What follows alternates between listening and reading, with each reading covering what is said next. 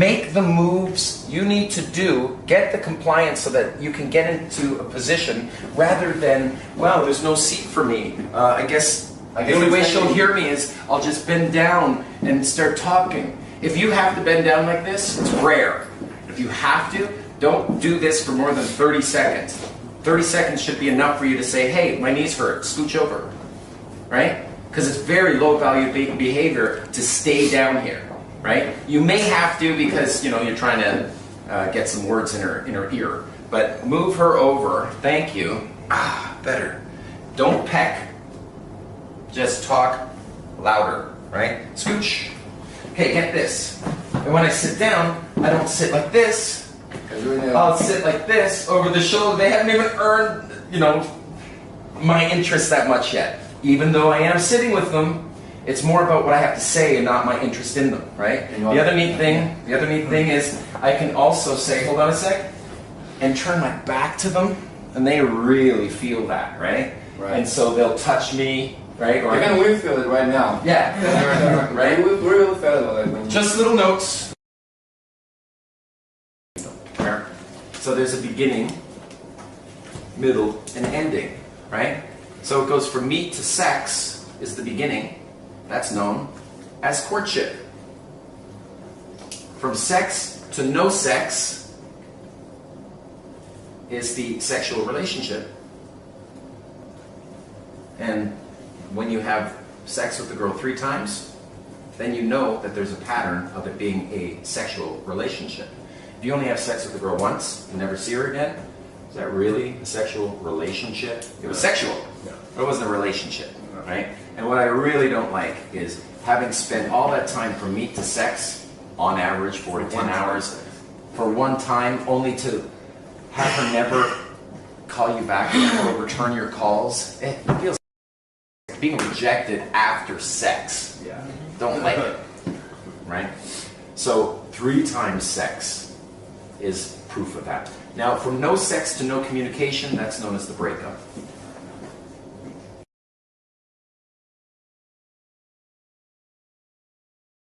Courtship is what we're zooming into today, right? The point of courtship is to get to the sexual relationship. Now, I'm not going to give you a lot of details for the sexual relationship, just to tell you that there is a lot of code here for keeping the relationship fresh. I'll give you one piece, and that is that jealousy plotline.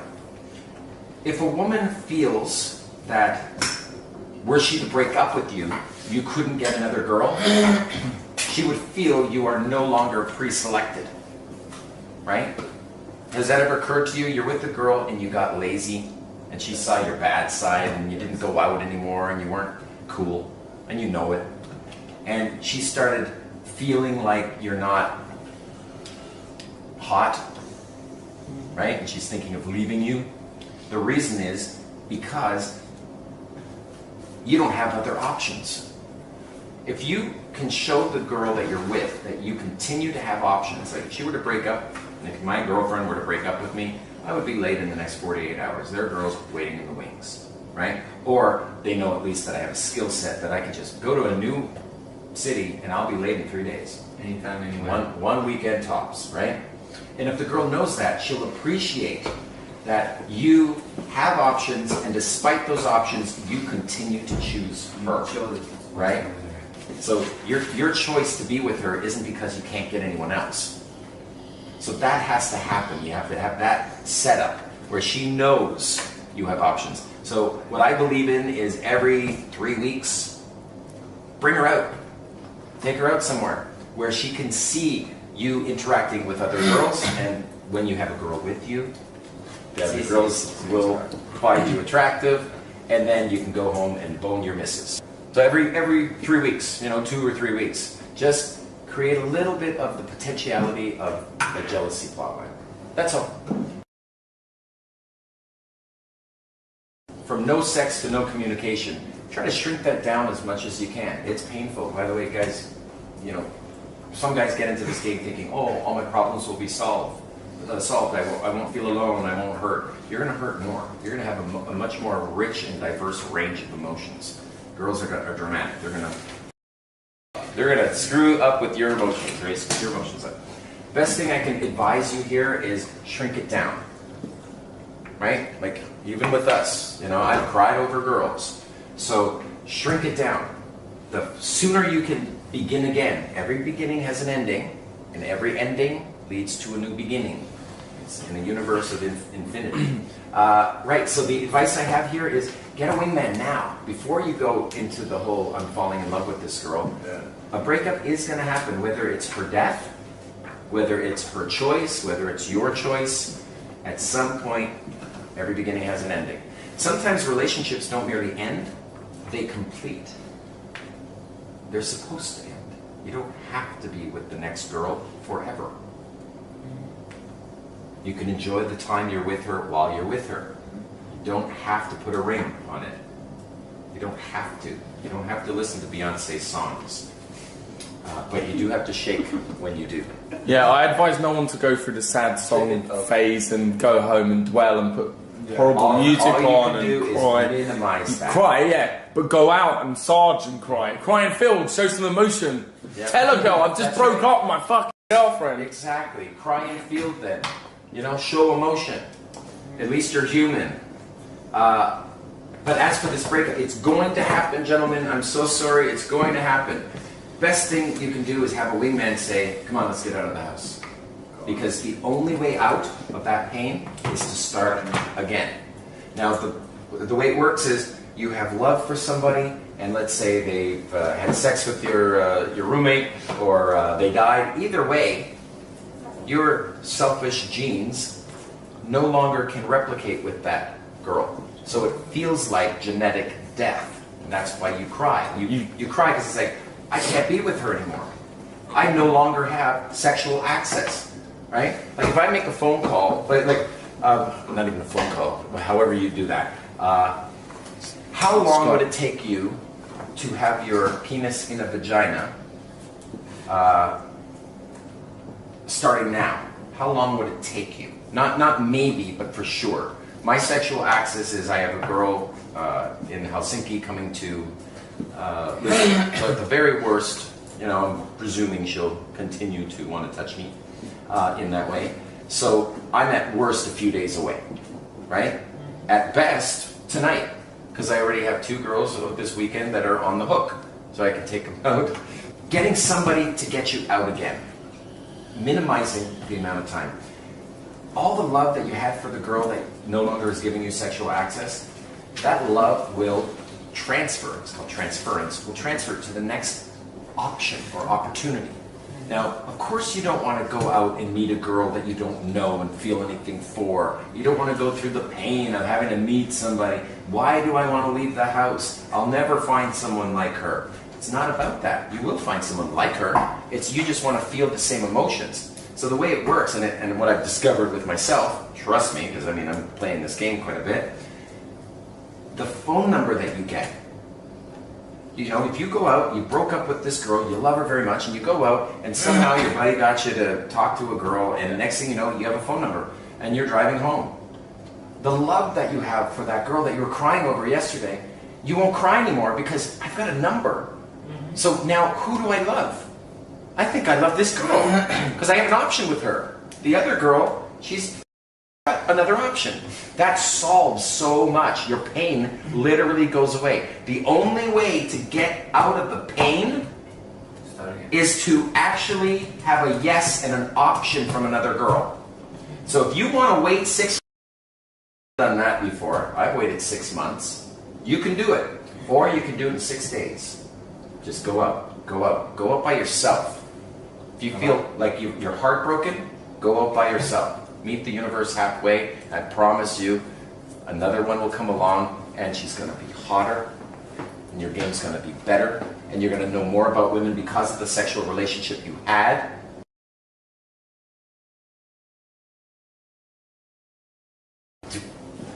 Beginning, middle, and ending of courtship. Beginning, middle, and ending. There's 3 main stages.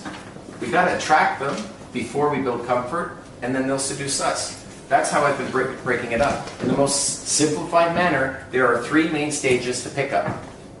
Attraction, comfort, seduction. So if we look at every I don't know, successful pickup. If you break down what happened, you will see the stage. You will see this. And I'll show you the errors that take place. If you begin at the end, you're opening in seduction, you have no traction, no comfort. You're just trying to seduce her on the open. If that's your one-note song, hitting on her direct, right? If a girl of quality that you've been dating for 2 years won't have sex with you in a bathroom, don't expect a girl you've just met to go straight for seduction, right? The problem with seduction is you become the seducer, and the problem with that is starting at the end. You instantly get, it's not even a buyer's remorse, it's a pure out neglect of comfort, right? You hope she's attracted to you, and then you hope that she's comfortable enough to, indulge in sex with a stranger. This is what some guys do. They're seducers, and I think it sucks. They begin at the end. It's not solid game. Sometimes it'll work. A girl who doesn't get hit on a lot, 7, you can hit on her. So if I go direct, I start at seduction. You're starting in seduction, aren't you? Trying to arouse her in the club. Hey, baby, how you doing? Hey. But you say we can do it if we go direct on Of course you can do it. Cryo. Cryo game, Cryo. right? We're all about cold approach pickup. Cryo is where they don't know you, you have no friends with you, you're dressed like shit, you're not in the mood, right? Cryo game, it's so freezing cold, and you have to warm that up. But I'd say start at the beginning. See, other guys, I'd say 10% of guys start at the end. I used to try to open by seduction. Anybody? Try to open with making her hot on the open. It just forgoes attraction and comfort. Why don't we get her attracted first? Most guys, they're the nice guys, they open in the middle. They try to build rapport. I'd say 80 to Friend zoned. Friend zones, yeah. 80 to 90% of guys go that route. They go straight. I did too. For the How do you make that mistake? you go in and try to be nice. Hi, I'm Eric. What's your name? You're trying to You know what school do you go to? Everything all the behavior you learned in school, that's the problem. Boring. Boring. All the behavior that you have to adopt in order to work with others, Or legally in a listening corporation. What? Or in listening movies. That's it. It's funny that school messes us up more. It's like you unlearn. Yeah. It's like, what? The slave training. Yeah, it's the slave training. It's slave It is. training. Can you open with C and try to repair? Like she said, oh, If you're they're so ugly, cute. sure. If No, they're- like you say, oh, you're so cute. You like my friend, and I'm no friend, and then just start being an that's asshole. cute. That's fine. Yeah, but that's not opening in comfort. That's you opening, breaking rapport. Oh, for See, sure. Really, building. Starting in comfort is to build rapport. Trying to build rapport, right? Now I do try to create an illusion of instant rapport, but then I don't get along with one person in every group, and that's usually my target. The tension that I resolve. I'm just out to show you that some people start in the middle, and they're the nice guys. And what do they deal with? The girl's not attracted. Why does she want to even build comfort? You could say something, my name's Eric, what's your name? And she says, I have a boyfriend. That happens. That's I my hate girlfriend. I And you're like, hate this. I didn't ask if you had a boyfriend. I just said, my name is Eric, what is your name? I don't want to give you my name. Why are you such an asshole? I'm being nice. Because it works. Fuck off. Oh. That's the problem that you deal with. 90%. I mean, you know the problems. Trying to be nice to a girl. You More know? honest. Be honest. Too often. It just doesn't work. Now there's another problem. The guys who do attract first, do trigger attraction mechanisms, don't take her shit, create some tension, right, that she can resolve. They do that. But then as soon as they start getting indicators of interest, They go away. instead of slowing it all down, slowing the process down, and having comfort, They jump to seduction. they jump straight to seduction. And who's that? The player. He plays with their emotions. He gets them attracted just enough to get some IOIs, and as soon as an IOI happens, she puts her arm around you, you put your arm around her. And now she feels buyer's remorse. Comfort is compromised. So look at all the errors that are taking place here, right? You're shrinking it down too much. There's even another one. The guy who does it right. He goes into attraction, gets it, goes off into comfort, and then expands comfort so long, gives up all his value without getting her replication value in return for his survival value. In other words, you move her, you loan her your van, and you move her bed from one apartment to the other because you're a friend of hers, but she isn't giving any of it up. And now she's getting everything she could possibly get from you as a boyfriend without having to give up sex. Right? That's LJBF. Let's just be friends. Right? You know the name of that guy? The girlfriend. Do you want to become the girlfriend? Right? So you can't shrink this down too much or you become the player. You can't expand it too much or you become the girlfriend. You have to play solid game. You have to attract first, then take the time to slow it down a little bit to build comfort, and by you slowing it down, it speeds up the game up, makes her want to seduce you. Attraction plus comfort equals seduction. That's how I see it. If you can work on attraction and you can work with her on comfort, she will seduce you. A plus C equals S. It isn't A plus C plus S. Make sense? Yes. Now we're going to zoom in even further. I'm going to break this up into beginning, middle, and ending of attraction. Beginning, middle, and ending of comfort. Beginning, middle, and ending of seduction. So these three main stages are broken up each into three phases. I'm going to label them quickly. A1, A2, A3. That's why we labeled them that way. When you hear, where are you in? You're in A3. You're qualifying. Right? C is broken up into C1, C2, C3, and then there's S1, S2, and S3. 9 linear phases. Now we've come to learn that we can't bounce or move the set or time bridge to see her another time, right? Without a little bit of comfort. So this here, I'm going to draw a circle around and include C1 over here. And I'm going to do the same over here with C3 over here. And here we have the three main stages of pickup itself, of courtship. We've got the pickup. We've got pickup happening in an attraction location, right? We've got mid-game, your day twos, Day 3, day 4. right? Mid-game, however many days you got to be in there until you can get her into C3, which is your living room, so that you can get to arousal, last-minute resistance, and deal with Most of the game until sex it's C2. I would say that this is generally 40 minutes. This is generally, 30 minutes. We'll say 30 minutes here and 6 hours here, and that's your 7 hours, right? Just like a magic wand. It's always like that. Short, long in the middle. When you will kiss them, in what stage? Well, kissing. There's 2 types of kissing.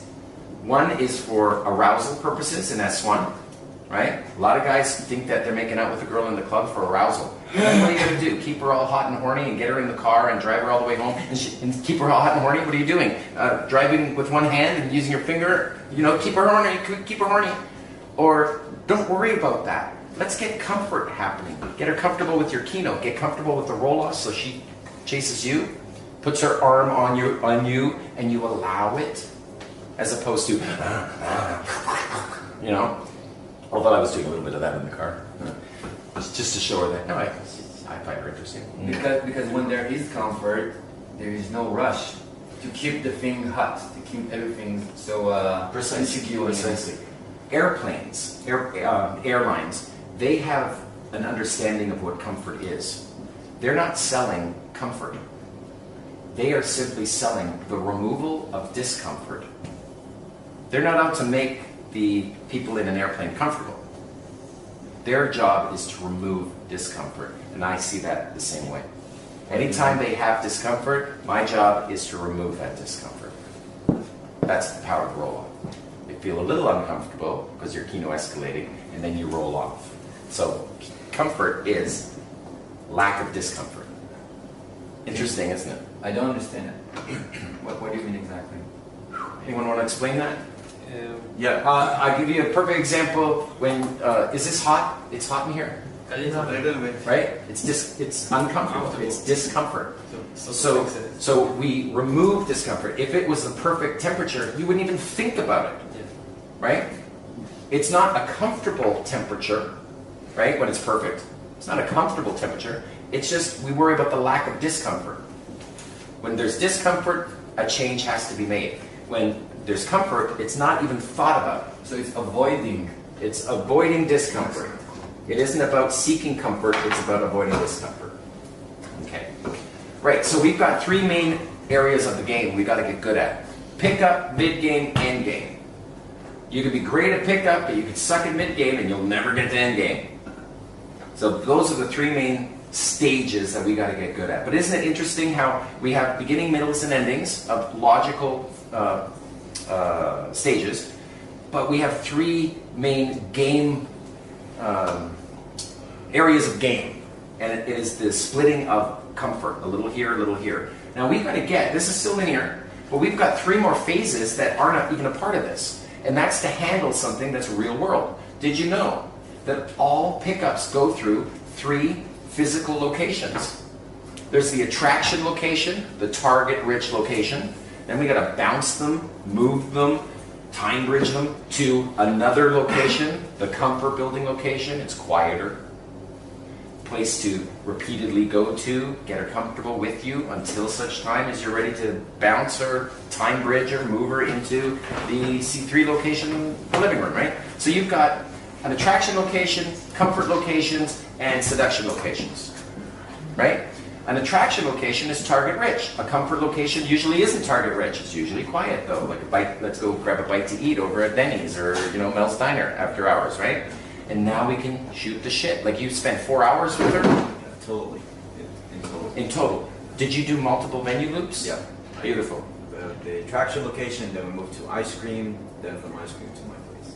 There it is. There are three, and you have to bounce from location to location. So there are three types of additional phases that we have to integrate, and they are the bounce. I'll do a B. You got to get from C2 to C1 to C2. You got to bounce her out. C1 being, the smoking section, the quiet area of the attraction location, the nearest comfort location you can get to, so you can talk in isolation. In our case, we had our table. That's our C1. So once you're in, and you're in 30 minutes, you're in C1. If I bounce them out to the next location, that's my C2 location then. And I can bounce as many times back into as many C2 locations as is necessary until I've accrued the, on average, 7 hours from here to here. Fair? So there's bounces, there's time bridges. A time bridge is getting a phone number, by the way. But we don't do numbers anymore. We instead get a reason for why we want to see them again established. My friends and I were having a barbecue Sunday, 2 p.m. You have to come. And that seems to increase the chances of seeing them again. Because if you just go for a phone number, it's worth the paper it's written on. It's wood, right? Maybe we can get together sometime. That's too namby-pamby, right? Why? Why do we want to get together? Oh, because you're a guy, I'm a girl, and you want to put your P in my V. That's the only real, logic to that, as opposed to, can we be friends? Can we actually hang out and enjoy each other's company and have some laughs too? I'm going to introduce you to some good people. Maybe you'd like to bring your friends with, right? We need to learn how to bounce and time bridge and also move. The actual small little move, when I lock in, 8 feet to lock in, we pull them with some compliance into a nearby locking position, you're moving them. So there's moves, time bridges, and bounces. Remember, time bridges have two sides to it. That's why it's a bridge. It's not a stairway to heaven where you get a phone number and one day you'll see her again, maybe in the future, right? You are jumping over the river of time that you're apart. Like here we begin, and here's sex, right? So I'm with her, I meet her here, I'm with her. Oh shit, I can't be with her. I have to be with her again in the future. I have to jump over the river of time that separates us, get together with her again to continue gaming her. That river of time, I don't want to fall into. You'll fall into it if you only build a stairway above it with no other side. So what I'm selling her is this side first. I want to see you again. We're doing this at this place. come join us. Then getting the phone number or the contact exchange is secondary. This is the receipt for the purchase of coming to see me again, right? That's why it's called a time bridge. There are two sides. We don't go for phone numbers anymore. We go for two sides of the time bridge. Even if this side, when you say it, it isn't the real one, meaning on Sunday we're doing a barbecue at 2 p.m. Please come. And she's, oh, lovely, sounds great. A dinner party over at my house, lovely, right? You have a reason to get the number because of that.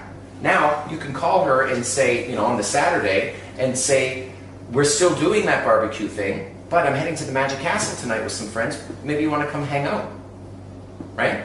And so you can offer a different alternative, and she's more likely to say yes to that because, hey, we're going to hang out tomorrow anyway, right? Might as well come and get to know me now, right? In a much more public, familiar place, right? It's good. So also, why this is important, moves, time bridges, and bounces is this. I would rather hang out with a woman for 5 hours at 5 different locations than for 5 hours in one location. There are more memories created. When she's in bed with me at the end of the night or at the end of courtship here, I want her in her mind when she asks, do I really know this guy? Do I know him? I want her to feel like she does because she's bombarded, she's flooded with all the memories of the different locations and the different people that were there in each of those memories. As opposed to 5 hours in one location, the whole time, she only has one memory going, I don't know, do I really know him? I hung out for 5 hours, but I hung out with him and 2 of his friends for 5 hours. I didn't hang out over here, I didn't hang out over here, I didn't hang out over here, right? More memories. Good. Can I add something to this? Okay. And actually, I heard that if you watch a TV series with people, it feels that you have crossed something together, that you have been shared experience, right? Shared experience. Work psychology. Very good. Exactly. Definitely. The same principle with balancing, like creating memories together. You're creating memories together, and I want to have a quantity of memories. Good. Very good. We got to get the 3 jumps built into this to get from C1 to C2 to C3. That's the whole purpose of those, right? The move gets you from A3 into C1. You're moving into a locking position. Now you're in C1. And then you can move to another C1 location, go upstairs and have a smoke where it's quiet, even if you don't smoke, by the way. You know, there was a time I didn't smoke, and I'd say, hey, let's go to the smoking section, right? Hey, I'm going for a smoke. Great place to isolate. It's quiet there, it's chatty, it's talkative, and that's where we want to be, right? Okay, so I'm going to now draw the 3 jumps into this, okay? Before I do, the objective of A1 is to get to A2, from A2 to A3. The objective of moving is to be able to physically get into C1 so you can run your C1 material, and then the objective of time bridging or bouncing is so you can get to C2, right? The objective of C2 is so that you can make her as comfortable as she needs to be, however long it takes until you know that she's accustomed to your touch and comfortable with it, right? What I want is, when I take my hand off her, I want her to feel discomfort from that. I don't want her to feel discomfort from my touching her. I want her to feel discomfort from my letting go, so she has to touch me again. That's what I want her gaining me. Have you not noticed these girls are pursuing? I'm doing, I'm hitting on them, but then the roll off is making them suck inward. It's like a void. Push, pull, pull, pull. It doesn't just push, pull, push, pull, right? Maybe it's like that at A2 at the beginning, you push her to see what happens, and sometimes you'll give her an IOI, and sometimes you'll push her off just to get it going. But you want to do 1 step forward and 2 steps back. And she has to fill the void. And then 1 step forward and 2 steps back. She fills the void and she starts chasing you. It isn't you make a move, she doesn't like it, takes your hand off, and you're like, okay. And you try again, and she doesn't like it, takes the hand off, right? You try again, and that's man hands, and I'm sure we all did it. And I watched some of you guys do it last night. Just hitting on them too hard, right? Instead, what I want is 1 move forward, make a move, but the power of Kino is in the roll-off. And let her come chase you. And once she, re-engages in conversation, it is an IOI. Once she steps forward towards you, once she says, "Where are you from?" Once she tries to qualify you. What nationality are you? What's your name? These are the indicators, right? And then you can get her, take her hand again, put it on your knee, say that's all you get, and answer her, right? If she takes her hand off, you can say, I already figured out why you and I won't get along. You can punish her for the bad behavior. Or you could say, no, give me your hand again, good. Stop it, put it here, good. And then stack forward. Get her touching you, and then you're the first to push her off. Get her chasing you. This isn't like a maybe. Get her chasing you. These are the reason for these tactics. It's a part of the game plan. It feels better. We want these girls chasing us. We want them to believe we're the prize. This isn't just rhetoric. It's not just an idea. It's literally, tangibly, the material is to get them chasing you. That's what the Kino escalation is about, right? Okay, so the objectives, as you know, is to get from phase to phase without jumping any phases. So now the specific objectives. A1 is to open. A2 is female to male interest. I DHV, she IOIs. Right? A3 is the mirror opposite. I make her DHV me so I can IOI her. And that's male to female interest. Right? Moving is just to get enough compliance so that you can move them into a lock-in. So you can do C1. Hook reel release? Yes. That's it. Bait hook reel release is the main idea behind qualifying. Have some good qualifier questions that get them hooked and answering in a unique manner that you can reward them for having said. Is this good so far? Yeah. Okay, because I'm going to put it all together in something that is almost simpler. Thank you. Cheers to that. Right. So, C1, what is the point of C1? Comfort, right? That's it. It's really getting to know each other. We know that now. C2 is still comfort, but it's more than just comfort for the purpose of gaining compliance, getting her compliance, right? That's what comfort is. Comfort is getting her to comply to you, right? C2 is about trust. We want her to trust us. Multiple venue loops build trust. When I take a girl from one venue and she comes with us to the next venue, they stick better. You're entering into the second club. I like to do 2 clubs in a night. So you meet girls in the first one, or bring girls from last night with you, and get additional girls, and then bring them to the second club, and they all stick to you better. And you're entering the second club with chicks that you met that night from the first club. It's just a good fucking game plan that you should do with any one of your wingmen. Always pick 2 nights, because the first one may suck. Don't think you have to stay in there. You have to go, wow, this place really sucks. What would Mystery do? Well, he would work on the hired guns and then get the fuck out of here. Oh, this place is dead, let's go. Wait a second.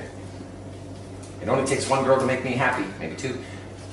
Bartender's there. It's a dead night, but the bartenders are hired guns. Go work them. Maybe if you could work girls in front of them for, a few minutes, and then open and qualifying, because A2 should be done now that you're pre-selected, because she's seen you talking to girls and they're laughing. Makes sense? And then, time to go, get her number, get her contact exchange, and then take those 2 girls to the next venue. Make sense? Yeah. And then it's enriched, you go in. This is how I'm thinking. I'm just saying, this is what goes through my head. When I'm about to go into a set, I'm not going, well, what's my opener? I'm thinking, where am I locking them in? I gotta lock that set in somewhere. I gotta know my lock-ins before I even open the set. In the same way, before I leave the club, I gotta know, what if they're hungry? Where's the 24-hour eatery? I gotta know that. Right now I'm really tied with Baxter because he knows the place more than I do. Intelligence. Gathering intelligence. We have to gather. I heard my name. We do. Did someone call me? We do recon the night before boot camps for this purpose. Find out where are the nearby places to eat, where are the places to go to the next venue, right? Okay, so C3 is more comfort, but it's really about intimacy. I want intimacy to be established by that point. Real communicative intimacy. Really, when you're communicating one-on-one, really getting to know each other, right?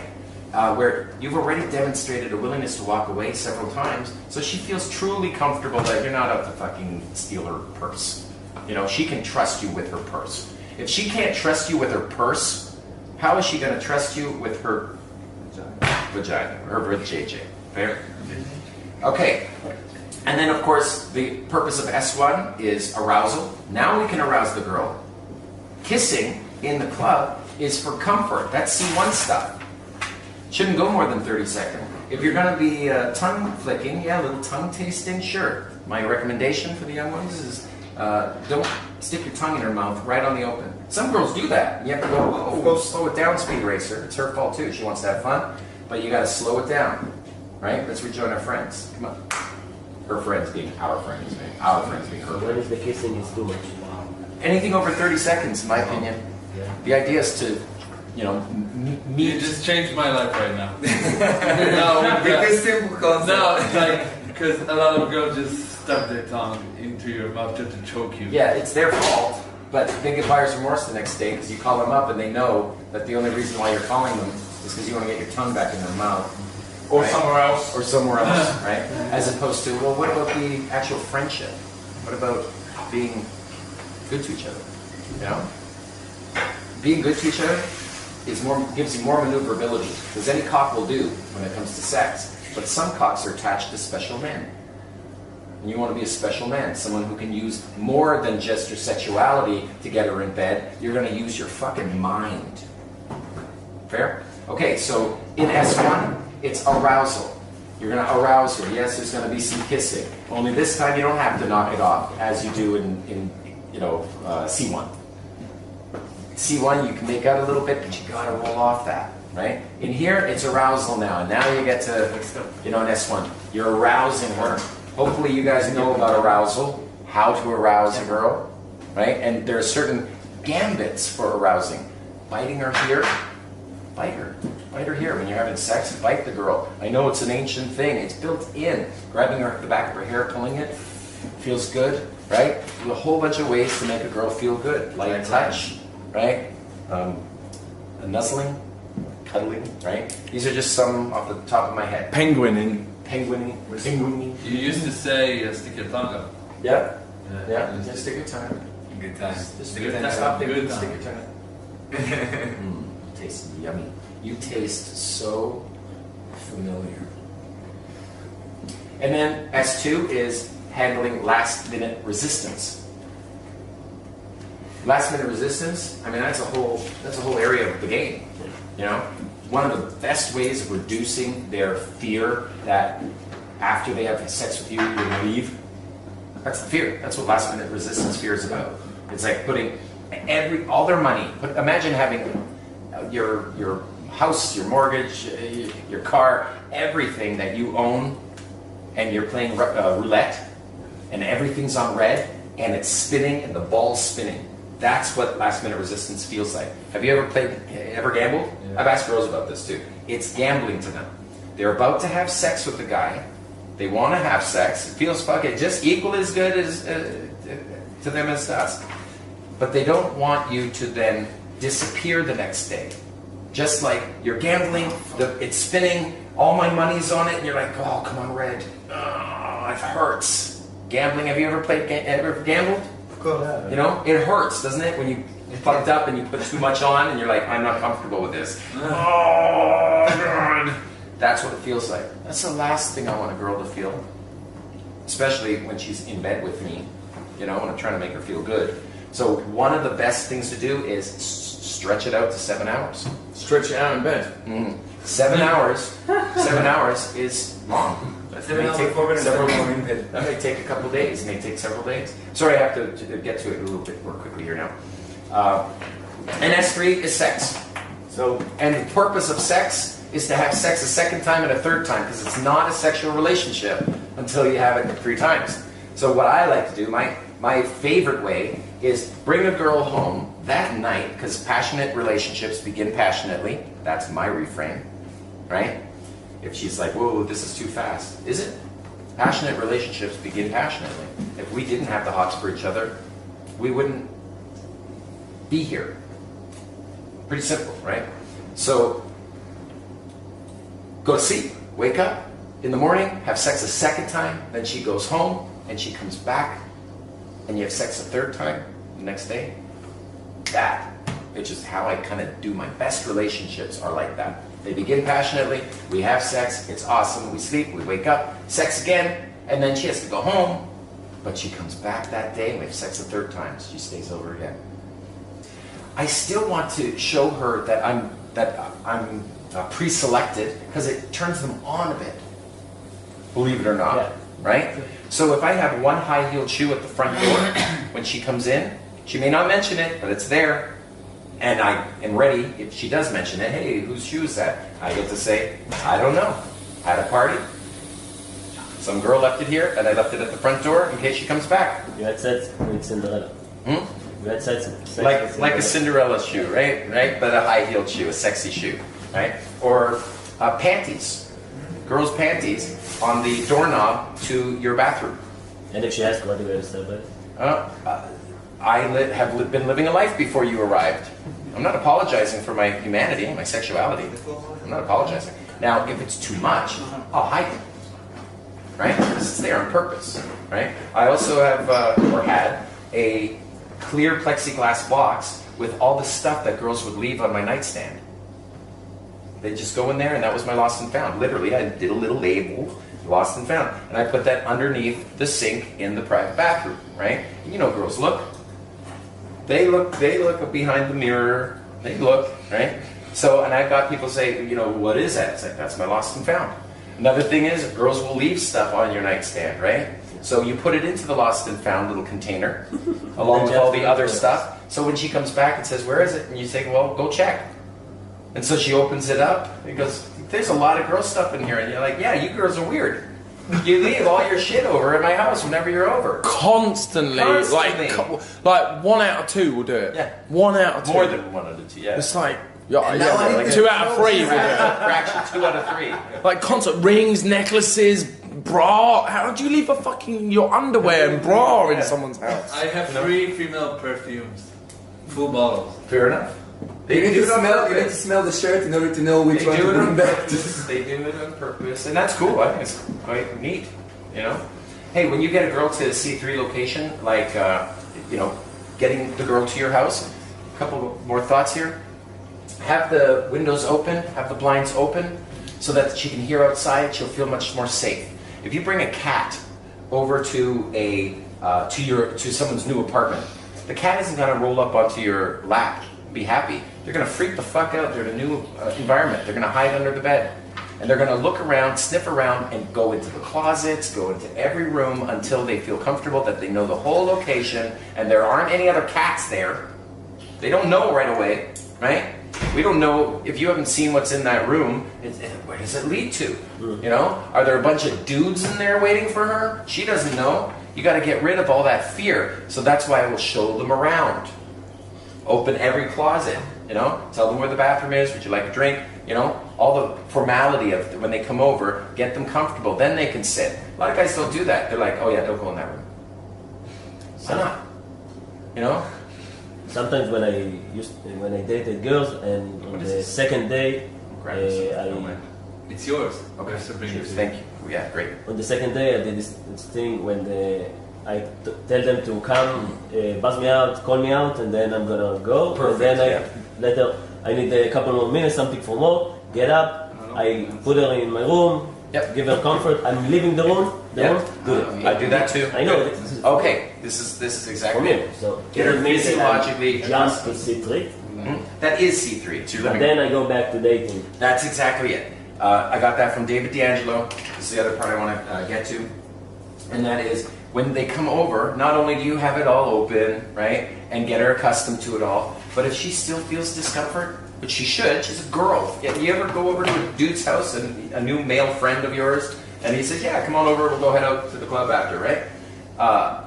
And you go over and it's the first time, and you're knocking on the door, and you're opening the door, and he's like, hey man, come on in, and you're like, you know, I mean, I just met the dude a couple days ago. He seems cool, but you never fucking know, you know? Imagine being a girl, right? And you know he's sexual because he did a statement of intent in a C1 the night before, and you're interested, but scary. That has to, you got to dissolve that fear, right? You got to handle her discomfort. That's why it's still a part of comfort. You got to get it comfortable coming into your location, right? And if that requires you to leave the location to say, hey, I'm really hungry, keep your shoes on, let's bail. You can leave your purse here, leave your sunglasses here, we'll come back after. Let's just get out of here. She's going to be much more likely to come back with comfort the second time. right? So that's a part of it. I learned that from David D'Angelo. Something he'd do, and I integrated it in. Here we are again. The attraction, location. I put a roof over it. That's why I do it that way. Then we've got comfort, location, and seduction, location. You know, we could even go A1, A2, A3, C1, C2, C3. 2 minutes. S1, S2, S3. No. It's 2%. Don't worry. 2%. Fair? Now, how do we get from here to here? From attraction, location, into comfort? We do it this way. Oh, well, first we can go straight to seduction. You do attraction straight to seduction. No. And we can. Where? In what part? You're in the club, you meet her, you work her, and you move her into the bathroom. It's just not gonna work. This bathroom pulls. You can pull her into the bathroom. Right. But comfort is compromised, and you may not see her a second time. Right. But you may have gotten a girl in the in the bathroom. What I'm saying is technically you can do it in the model, in the logical model, you can do that. It's possible.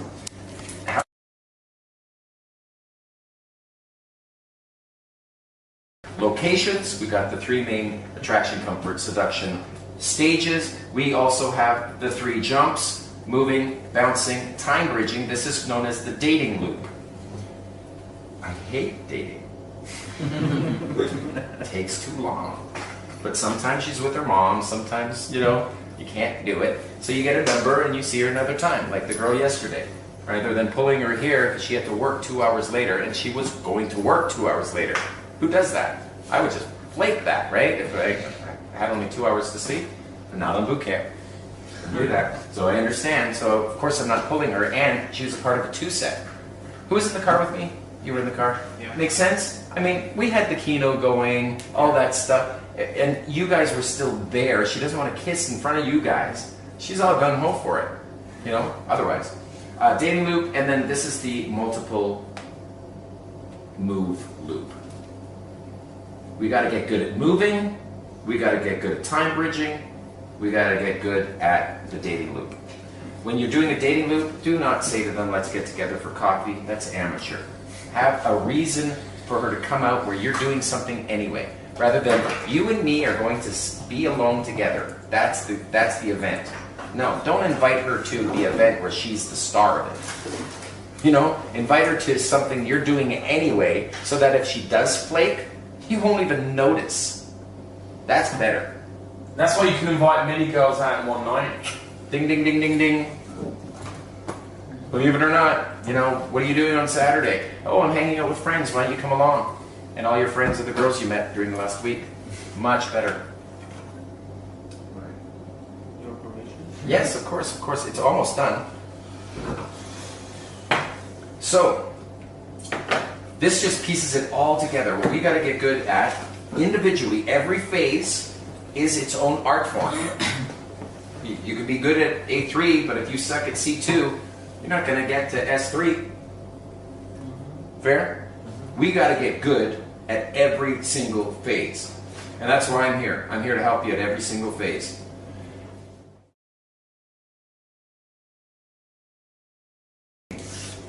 My game, I think, excels in mid-game. My pickup's okay. My mid-game is fucking great. You guys don't get to see my mid-game. Because you're not with me back at the hotel when we pulled the birds. I am. He is. He gets to see. Your mid-game is fucking phenomenal. I learned lots. Look at this. And this last part right here. I'll do it again and again. That is endgame. And now you have something you can get good at. I want you to get out of your head and get and stop being so worried about what are they going to say, what are they going to think of me, how do I feel, oh, I want to go home, right? And get instead into how do I A3? How do I time bridge? Which time bridging tactic am I doing? What kiss tactics am I using? Are you using Craig's tic-tac kiss close? SD Craig, San Diego Craig did this thing with Tic Tacs. We pour Tic Tacs and go the hand one to her, go, nope, and take this one, put it in her mouth, put his finger in her mouth, make her suck on his finger, and then he goes, there's something I forgot to tell you about me. I'm also an Indian giver. I want my Tic Tac back. and then he'd take it back right from her mouth. Fucking great, right? What about the use of a hookah for C2? Oh, that's what I do with my thing. You know? Yes, exactly. Sharing the smoke.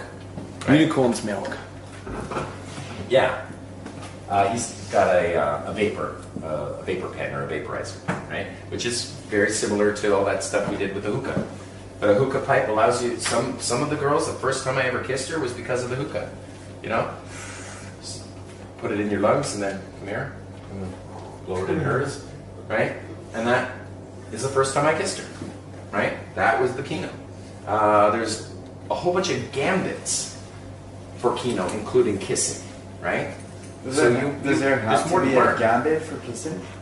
I like to think of it as a gambit because Like just kissing, just going. sure, of course, you could just go in for the kiss, and if she flinches and if she does this, what's nice about the gambits is you're not worried whether is she gonna kiss me or not? Should I go for it? What you're doing is you've got contingencies in case she doesn't. I'll give you for instance. I get to say to the girl, "Would you like to kiss me?" No. I didn't say you could. It just looked like you had something on your mind. No answer yes. So yes. Come here. No answer maybe. And answer maybe. That's fine. That's fine. And not here. I think it's the only thing in the And world if she that's says not- win-win-win If situation. she says not here or not now, I say, I understand.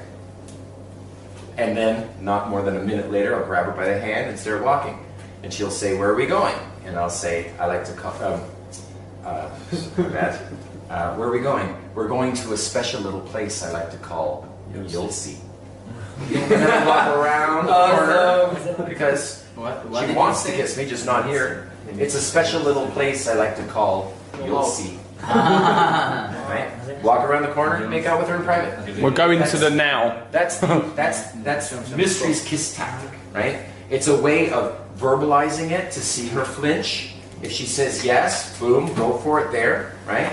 And every contingency's handled. So you don't lose value by trying to go for a kiss and then she says no. What do you do then? Try again. Smile and continue talking. I guess so. I like to make it a bit safer. Don't give up, by all means. You know, you showed interest, fair, but I will roll off from that. Oh, you're not into me. Oh, understood. Oh, it's not that I'm not into you, right? I just have thoughts on kissing, because to me, it's just a keynote escalation gambit. It's not a I hope she likes me moment. It's not a. That's why I don't mean to demean it by calling it a gambit. You know, it's like you're trying to get intimate with the damn girl, right?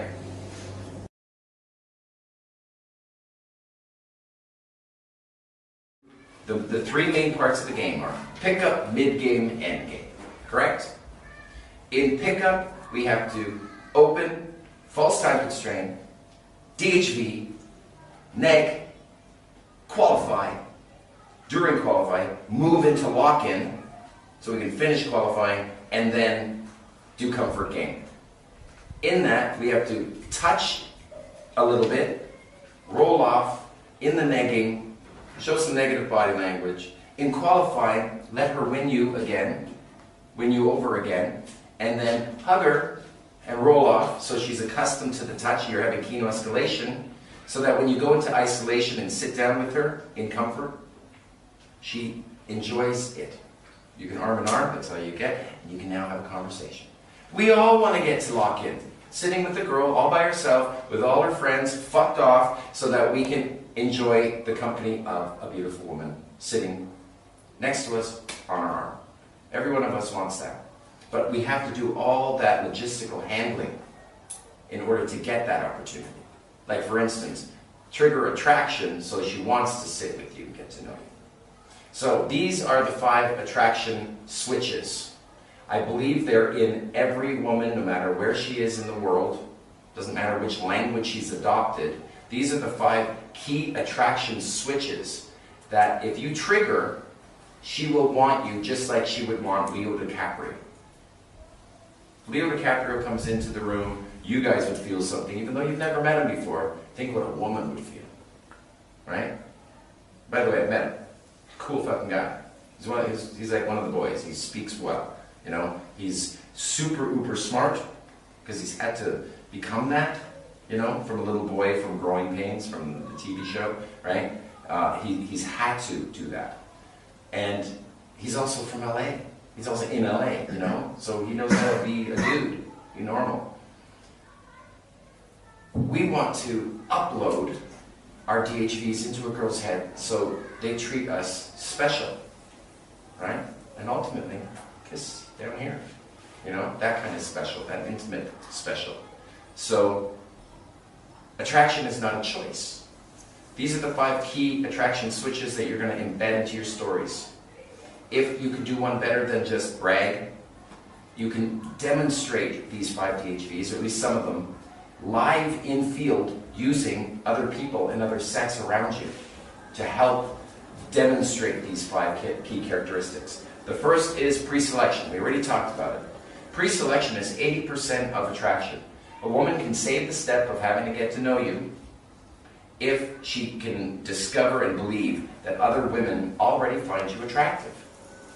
Then it presumes all the other characteristics. Obviously, you must have value if you've been seen with a few girls shooting the shit, laughing, smiling, and you showing that you're comfortable hanging with them. Your body language isn't all creepy and gaming them, right? But rather the girls are touching you and you're accepting it, and you may hug, but you roll off, hey, back in a sec, right? Treating them like friends, but with good keynote, right? With that keynote, other girls seeing that, they're going to choose to stand near you versus the guy that's all by himself. Is it fair? No, it's not fair, but that's life. That's how it works out there. If you have girls, you get girls. If you don't have girls, you don't get girls. The end. I'm not saying it's fair, just saying that's 80% of attraction. Okay?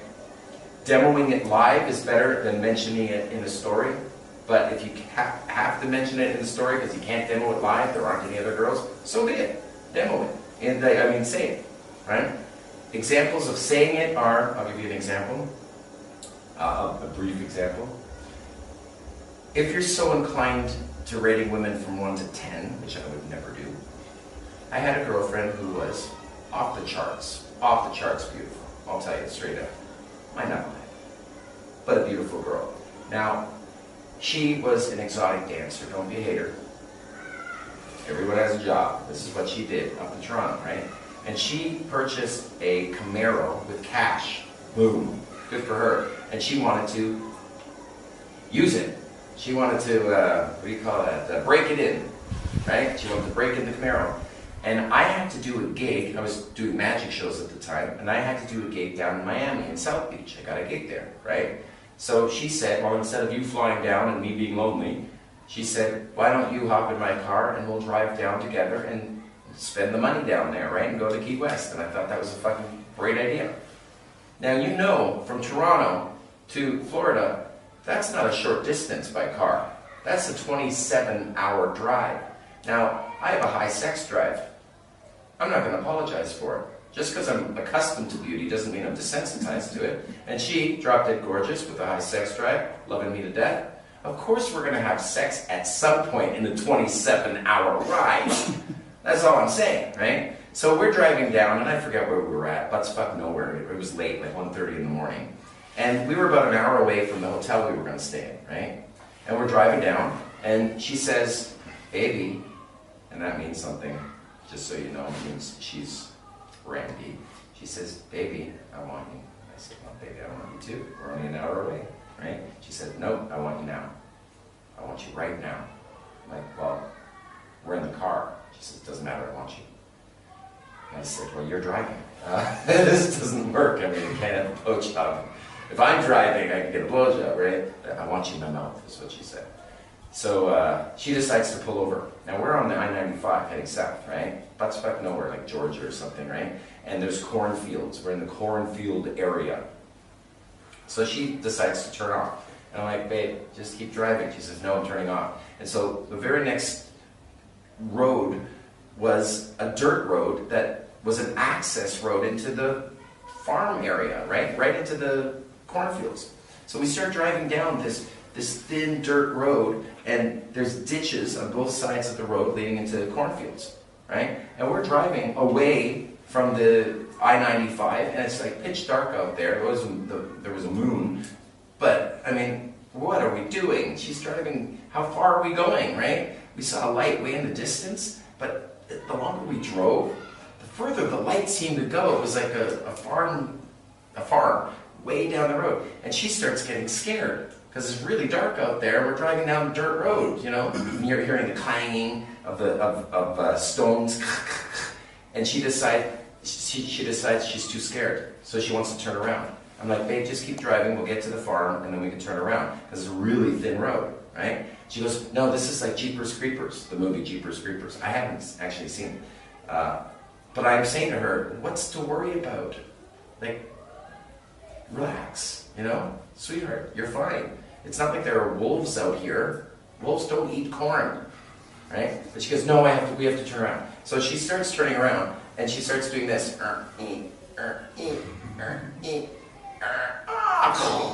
And we go crashing backwards, both of the mufflers filled with manure, right? We're in a cornfield. And now here we are, driven so far away from any signs of life. We're in the middle of a cornfield in the middle of America, nowhere, at 1:30 in the morning, and she's freaking out. That was warm, and we had like food, we had snacks and stuff. The windows were rolled down, and that was our moment. How the hell am I going to get out of this moment? So I said, hey, let's just nap here, we'll sleep here, you're absolutely fine, and then we'll walk back, and we'll get help at the highway, and we'll take care of it, right? Not 20 minutes later, just about 20 minutes of time, listen to music, have a drink, calm her down. Now 20 minutes later, an ambulance starts driving down the road. An ambulance filled with teenagers. They borrowed their parents' ambulance. Filled with teenagers that, I wasn't, you know, going, hey, maybe save us. I was like, hey, we've got a problem here. And they pushed us out.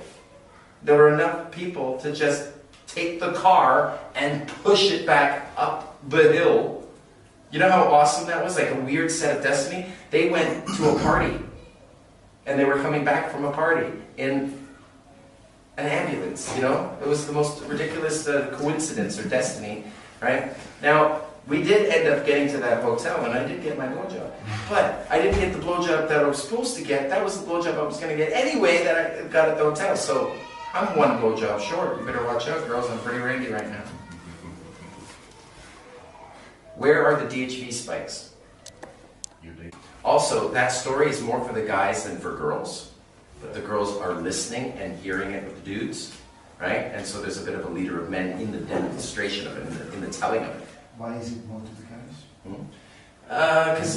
Because if it's two girls, then it may seem a little, you know, I'm saying the word blowjob, for instance. Then I may be trying to convey to them that I'm trying to get horny with them, and I don't want that. That's not the point of it. It's not to get the girl horny. It's just to convey that I have, you know, a sexuality. Hey, and so did my beautiful exotic dancer girlfriend, right?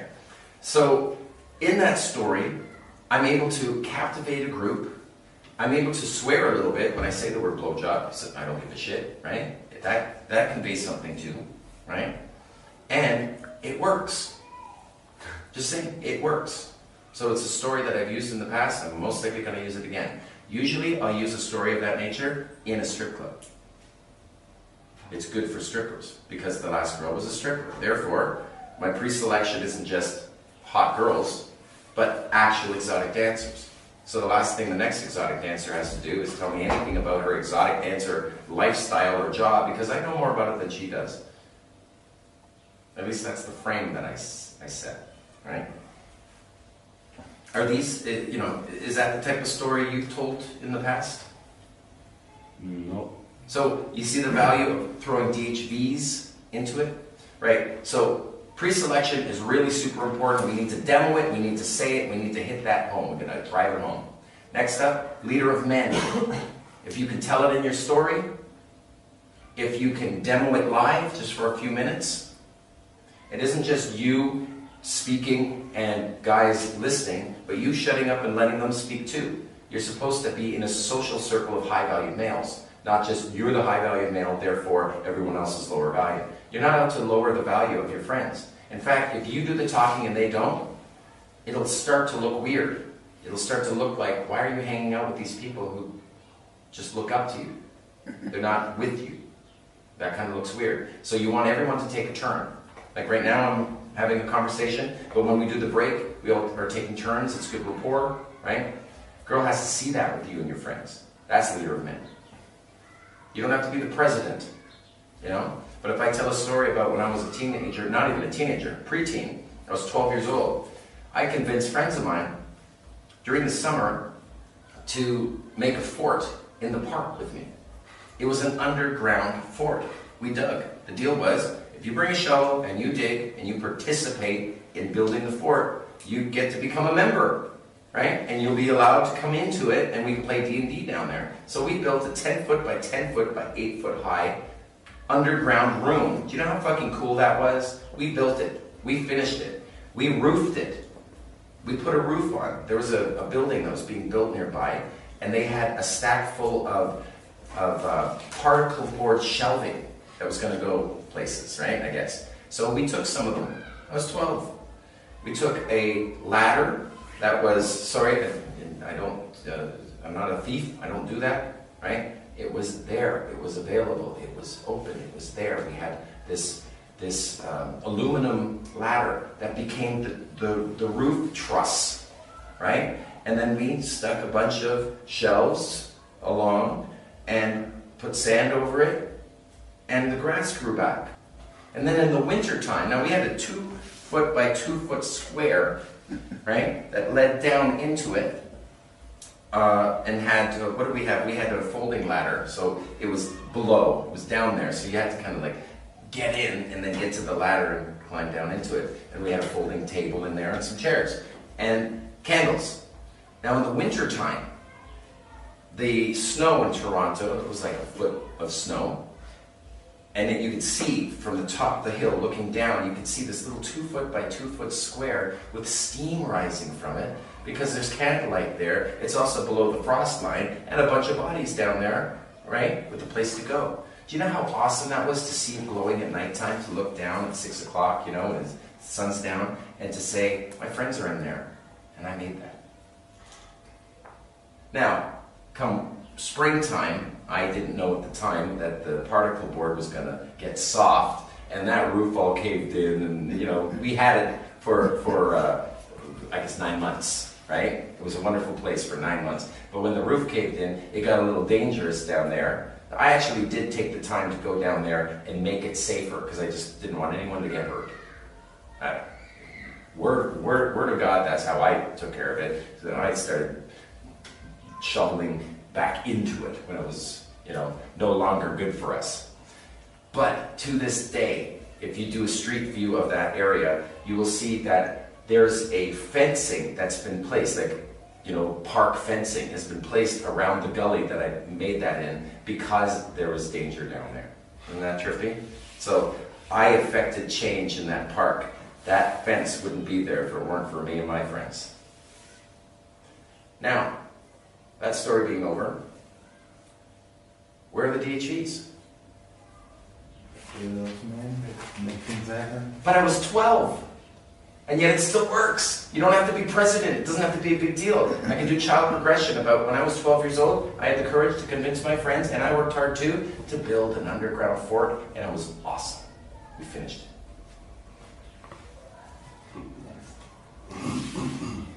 That kind of story actually works, especially when you're stacking DHV stories of this nature. So, once again, protector of loved ones. Once again, pre-selection, leader of men. We got to lead the men, demo it live if you can, or embed it in a story. Protector of loved ones. I want to convince people that I am a protector of my family, friends, and loved ones. If I'm taking a girl across the street, I'll put her on my arm, and as I walk across, I'll say, okay, don't interrupt me. My job is to get you safely across this street without getting hit by a car. So stay close. And I ham it up, and I get her safely across, and then I can get her off me again, because the power is in the roll. Exactly. And I ham it up. And it's true though, in a way, you know, I don't want her to get hit by a car. She's with me, I'll get hit too, right? And that is my way of conveying, in my own little way, protective loved ones, right? I embed that into stories, protective loved ones. It's hard to really demo it live.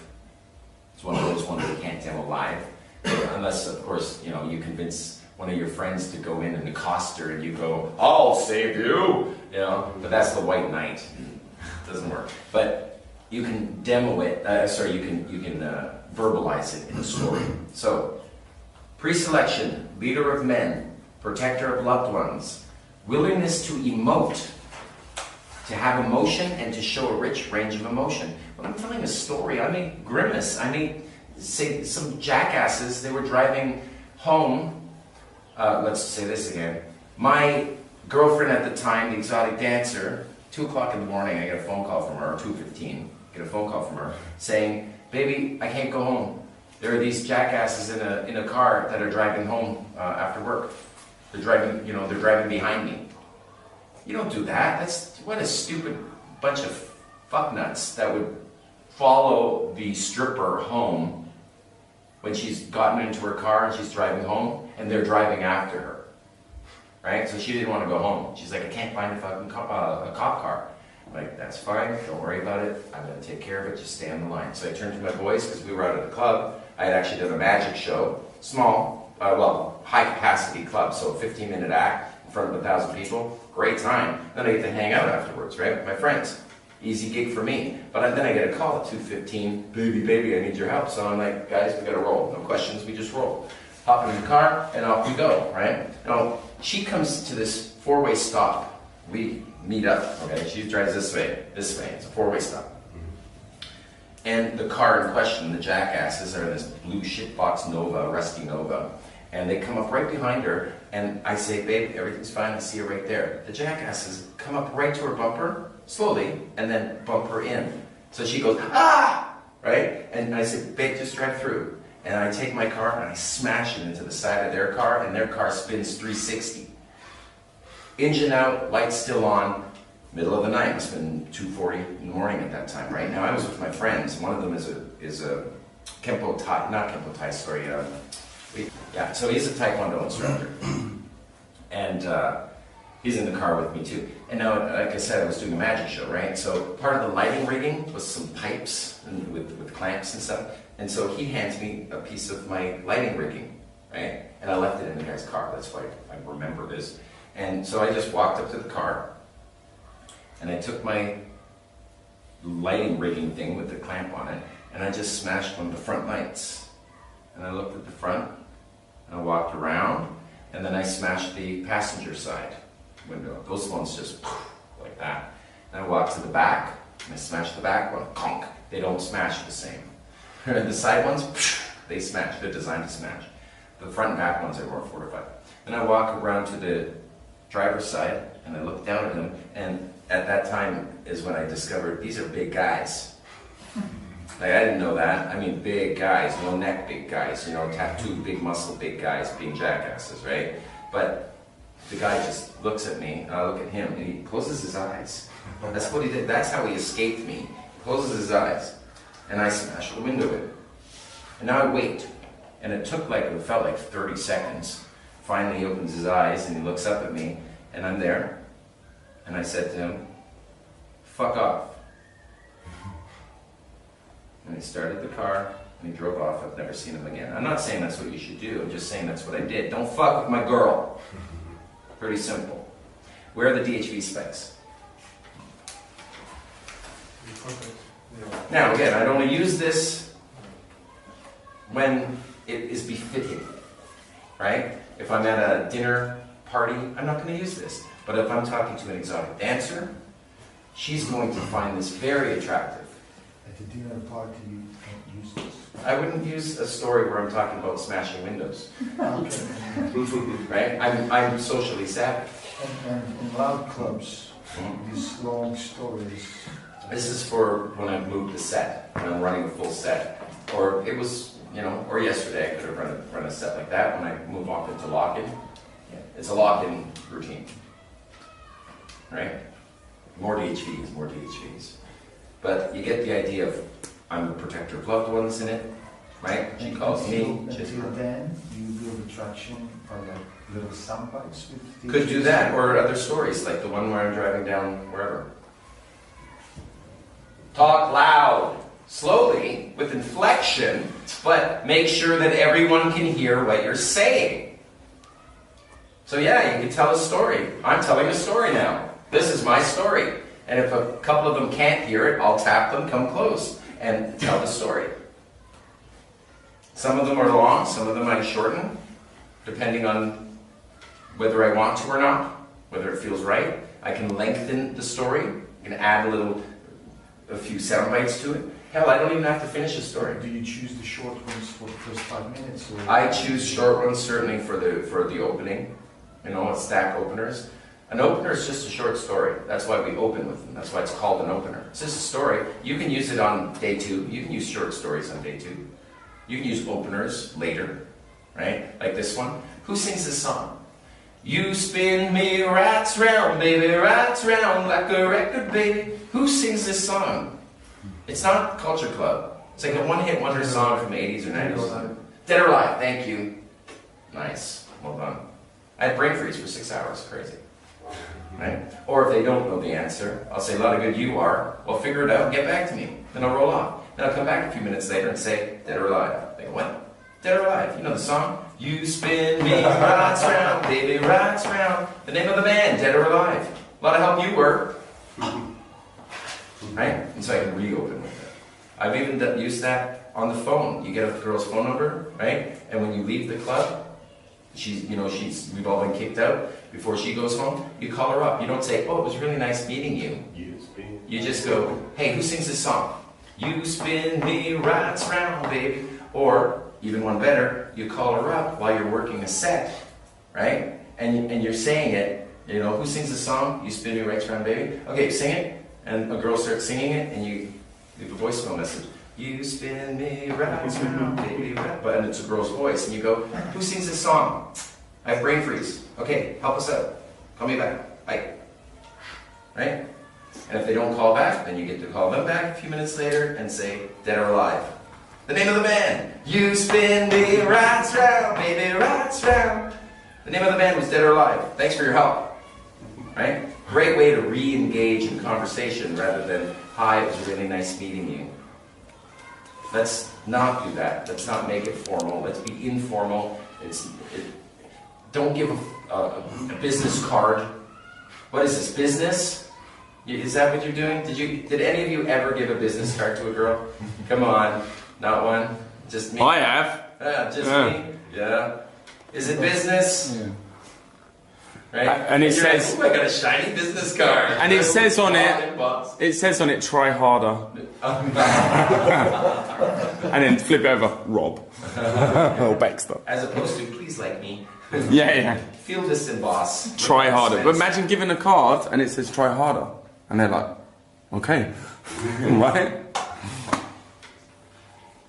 You have to state your intent. SOI, statement of intent. Show your interest. Either before you get the phone number, or after you get the phone number and you're still hanging out with her, or, the next day that you're hanging with her.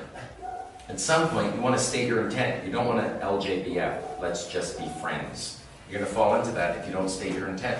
So one of the ways I do that is by leaning in, smelling her and saying, you smell so familiar. Or, you smell so good, I'm trying so hard not to make out with you. Alright, I'm not in that headspace. Where was I? Oh yeah, we were talking about me. But enough about me. What do you think of me? Don't answer that. That was rhetorical. And that seems to be very funny, but because there's the roll-off of it. Now, if she re-engages me in conversation, the fact that I said, you smell so good, that I'm trying so hard not to make out with you, and she now re-engages, so where are you from? Obviously, I can now kiss her. I know all the information. Isn't that cool? Statements of intent. You have to throw them into it at some point. Why? Because it's not a business card exchange. It's girl-boy dynamics, and you have to throw that in. Right? I think... What phase? C1. C1, that's where it's at. In comfort. You have to start showing interest. You can't do it before Like in A3, you're qualifying her. In the beginning of qualifying, you're saying, you know, is it more to you than means yeah? And at the end of it, you're saying, your first impression was, man, but now that I get to know you, you're wonderful. I'm so glad I came out to this shithole. My friend wouldn't, like my friends dragged me out to here rather, and if it weren't for them, I would never have met you. So I'm really grateful to them pulling me out, because I was planning on staying home. You know, I've been partying for the last few days, and it would have been a good idea just to stay home, but they said, no, keep partying, it's not over yet, and I would never have met you if it weren't for them. Hey, let me introduce you to them. They're gonna love you. Come meet me. Come meet them. Give me your hand, that's all you get for now, okay? They're wonderful people, so don't be an ass to any of them, okay? Now, some people, there was a time I didn't know who any of them were, so I'm going to tell you who the cool people are and who the uncool people are. Who are the assholes, right? Because I can do that. I'm just telling you that right now, the friends that I'm with, they're not the assholes. They're not the low-value people. These are wonderful, eclectic people. You've got to meet them. They're going to love you. Just don't be an ass. Come on. And that's how I affect the move. Those are some of my sound bites. Right? Wouldn't it be cool if we got your friends and we got my friends to meet and then supernova explode? Who's gonna end up with who? We don't know, right? But the friends that I have are absolutely wonderful. There's Sarah, there's Vanessa, so maybe you have some guy friends that want to meet these girls. Just another reason to get together and party. These are some of my sound bites. I'm giving you some demos of what to say in order to affect a move, an isolation or a backwards march. Does it take like 3 IOIs so you know that you can go for the kiss? I think I have that problem. Well, it's not go for the kiss. It's kissing is not a wishful fantasy. It's not a I hope it works. It's a gambit. It's a tactic. Kissing is just a keynote tactic, right? So if a girl isn't comfortable holding your hand, don't expect to make out with her and have her be comfortable with it, right? Or hug you. So there's keynote escalation.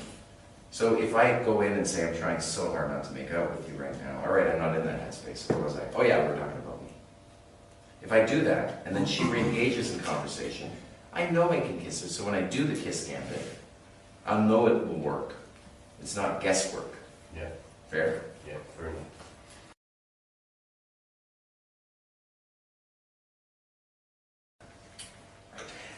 But the invitation, when she replies in like in a blur way, like I'll let you know, or I'll let you know. No, that's not good enough. And I have to say that. That's not good enough. No, that's not good enough. I want to see you again. What steps must we take? Any ideas? I have an idea. Is it better than yours? I bet it is. On Saturday, my friends and I, because we're doing 3 days of partying, that's how we roll, 2 venues per night. On Saturday, before we go head out, we're doing hermosas at the pool. You have got to get yourself some tanning. Get out of the house, come with us. Do you like hermosa, or do you prefer mojito? No, but better than that. Mojitos or hermosa? Which one? Mojitos. Of course it's mojitos by the pool. Sounds good. Contact exchange has to happen. Any ideas how we can do that? I have an idea. Are you Facebook friendly? God, it's like pulling teeth with you. You just control it. Snip and snap. it seems different than what you guys were talking about before, like inviting a lot of them, and if someone says no, or I'll... Well, that's when you have a dozen numbers. But I'm talking about, right, in this case, specifically you're with them right now, and we're wanting to bounce them. Oh no, the next day. I meant on follow-up, I want there to be a time bridge made. 2 sides are to a time bridge. The phone number and the reason for seeing each other again. The reason for seeing each other again is more important than the phone number. The phone number is the receipt to the purchase of agreement to see each other again. There are 2 sides to a time bridge. You bridge over the river of time that separates you. Hey, it's the end of the night, you gotta leave. So phone number exchange, and then we'll see each other tomorrow to continue this. As opposed to, maybe we can get together for coffee sometime. It isn't a stairway to heaven with just a phone number. It's a phone number and a reason to get together. That's why it's called a time bridge. There's two sides to a bridge. There's only one side. What is that? It's a stairway to heaven that just collapses and you end up in the river of time never seeing her again. It's a good metaphor. Time bridging rather than phone number getting. Right? You know, better than a phone number is getting them on Facebook, or if you're going to do the number, using WhatsApp. Better than a number exchange where you can't actually use video phone. You know, it's so crazy that people are texting. I do not indulge in lengthy text dialogue, you know, via two thumbs with a girl like I'm a fucking teenager. I have a life. I don't do that. What they'll get from me is, I'll call you in 5 minutes when I'm free. I'll be free in 5 minutes to call you. You know, or I'm free in 5 minutes. That's it. Free in 5 minutes. We'll call soon. Expect a call. I like that. He's in expect a call. Free in 5 minutes. And if they don't answer, that's fine. Done. Next on your list. Right? Because I'm the high value man. The way it works is, if Leo DiCaprio calls up a girl and she doesn't answer, she's shit out of luck. It's the next girl now. That's just fact. Right? Because who wants to be lonely? What, are you going to put all your eggs in one basket? Girl says no and you're not going to enjoy your weekend now? You know? Or what's worse is saying, let's get together for coffee, and then meeting her at the Starbucks and she doesn't show. Right? Has that ever happened to you? Where you're like waiting for a girl and she never shows and it wrecks your day? It's happened to me more than once. Until I realized, oh fuck, I'm doing it all wrong. I'm supposed to already have something to do that she can come tag along with. So how does a guy like that need her to really say if she's coming or not? Like, what? It's not a maybe. What are you, a fucking flake? You're not a flake, are you? At that point, it's gone, right? Because the error of the phase is in the prior error, right? A prior phase. So if you have an error in time bridging, the error really happened in comfort, right? And what if they go a bit further than that, saying, I really want to meet you, but I'll have to tell you later. And they put this, like, you know, it's not like a dismissive. I would just say, look, you'll just say, I just want to see you again. It would be lovely to spend time with you again. I'm going to be out with friends, and this is your invite to come join us. If you'd like to bring friends as well, by all means, just tell me, make sure they're cool. And, you know, I'll get them on the guest list. Or, you know, I just want to make sure that I know how many people are coming. So just tell me ahead of time if you're bringing friends. And your friends can be my friends, and they can supernova explode. You put like a deadline to it? Like you tell me when to fire. No, I don't. I don't generally do that. No, I just say, come on out. But she got away with the blur. Like she didn't. Well, that's the thing is, if she doesn't come out, I won't notice. I won't be stood up because I'm with friends already. It's just I'm not going to get stood up. I just don't like it, right? So I've done scenarios where they call days later and say, "Oh, I'm so sorry, I missed it," and I'd say, "Who's this?" So I mean, you know, sorry. I didn't miss you. I was with friends. Like, where did I meet you again? Oh, okay. Well, yeah, you missed out. Boy, oh boy, did you miss out. Matthew McConaughey met up with us. I've done that in LA. Right? There are girls, by the way, I've done this with Matador. It's like girls that are stale, that don't come out. So I say, hey, we're meeting up with Matthew McConaughey tonight. You should come out. And she's there with bells on. And she doesn't meet Matthew McConaughey all night long. But there she is, right? And then, you know, and doesn't ask. Doesn't ask at once, where's Matthew McConaughey? It didn't show, right? And then later on, of course, then I remember, you know, in one case, they went to Matador and said, isn't Matthew McConaughey coming? And he goes, oh, Matt? Oh, shit, you're one of those girls? Oh, you should get out of here. We were fucking with you. The only reason why she showed, right? Which just shows, you know, how lonely she is, really. Because they're all by themselves doing it, you know. And errors happen in prior phases, you know, where we get to find out what went wrong. And if in the end of the club you want to move the girl to your house, what? Yeah. party's coming, you could do after party, right? Or you could say, hey, have you seen my fish? I have a fish, beautiful fish, you have to see my fish. Emotive. It's the stupidest thing. Yeah, You move all the group? you can move the whole group if you're saying after party, Yeah. right? Or you can, you know, in the case of my lovely young lady, excuse me, you can say to the friends, you're a friend and I like each other. Are you cool with that? And they go, yeah, good, because I'm kidnapping her. My promise to her and her mother is that everyone gets home safe. Would you like to know why? Because I have a life. Of course everyone gets home safe. Nobody dies on my watch. But I'm kidnapping her, or she's kidnapping me. I hope you're okay with that. I mean, don't get me wrong, she may say something that'll turn me off in a heartbeat. But as long as she doesn't speak, we're cool. Oops, she spoke. Next. Sorry, I have a short attention span. I'm an asshole, and I'm fun. See, I'm stacking all these sound bites. 300 sound bites. Create a nice, robust pickup system. You need. Let's do this now, and then we'll take a break. I'm going to give you the template now. We're building cheat sheets. So what we're going to need, and Bexter's going to help with this, we need, write this down, 3 openers. Write down 3 openers. That's the template. Right? We need 3 openers. We need 2, underneath that, right, 2 FTCs, or false time constraints. You can write false time constraint if you don't remember FTC, okay? We need 5 DHV stories. Under that, 5 negs. And they could be short ones like, oh my God, woman, you're pooping words. I smell it, I smell it. Which the result is laughter. We're not insulting anybody with it. Okay? Next is 3 qualifier questions. You're qualifying them. Is there more to you than meets the eye? Is one of them. If you had no chance of failure, you could be anything in the whole wide world. Don't say princess. What would you want to be?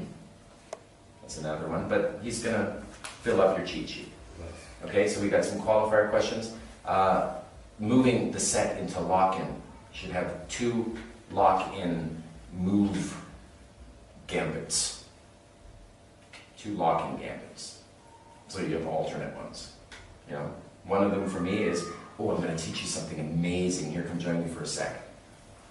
Before I teach this to you, is there more to you than meets the eye? Then I don't have to get around to teaching you that. If I want to get around to teaching her something, I can teach her the PEG system. I can teach someone in 10 minutes how to have a photographic memory that will shock and astonish her parents. I remember doing that with HB, the one from the game. I met her mom, and I demonstrated that I had a photographic memory, right? You write a list of 10 things, and just, they write it, and then you instantly memorize it. They have the list, and you can forward and backwards, you know, what is 1, what is 3, what is 5 on the list, and you can answer that, and they're really impressed. And then I showed that her daughter has a photographic memory now too, right? So mom loved me because of that, because I took the time to teach her daughter how to have access to her already latent photographic memory. It's called the PEG system. You may want to write that down on a different page, PEG system. Because if you type PEG system into Google, you're going to get how to have a photographic memory. It's a 2-parter. You can first demo it, so people think, wow, you're amazing. You can use it as an opener, use it in C1. And then part 2 is teach it to them so they can have a photographic memory. So on C1, I'll do the demo, and then on C2, when I see the girl again, I'll teach it to her. Beautiful, the PEG system. It's a mnemonic, a memory aid. The engagement ring opener is indirect. And you go up to a girl and say, I'm going to be your best friend. You've got to be my best friend for the next 2 minutes. Here's why. So you don't wait for an answer. You've got to be my best friend for the next 2 minutes. Here's why. My 2 friends, they were engaged for 3 months and they just broke up. And he asked for the engagement ring back. Is that bad or good? So what would you say? It's bad. It's bad, right? Yeah. But, hear this. When he gave the engagement ring to her in the first place, she said the diamond was too small. Is that bad or good? It's bad.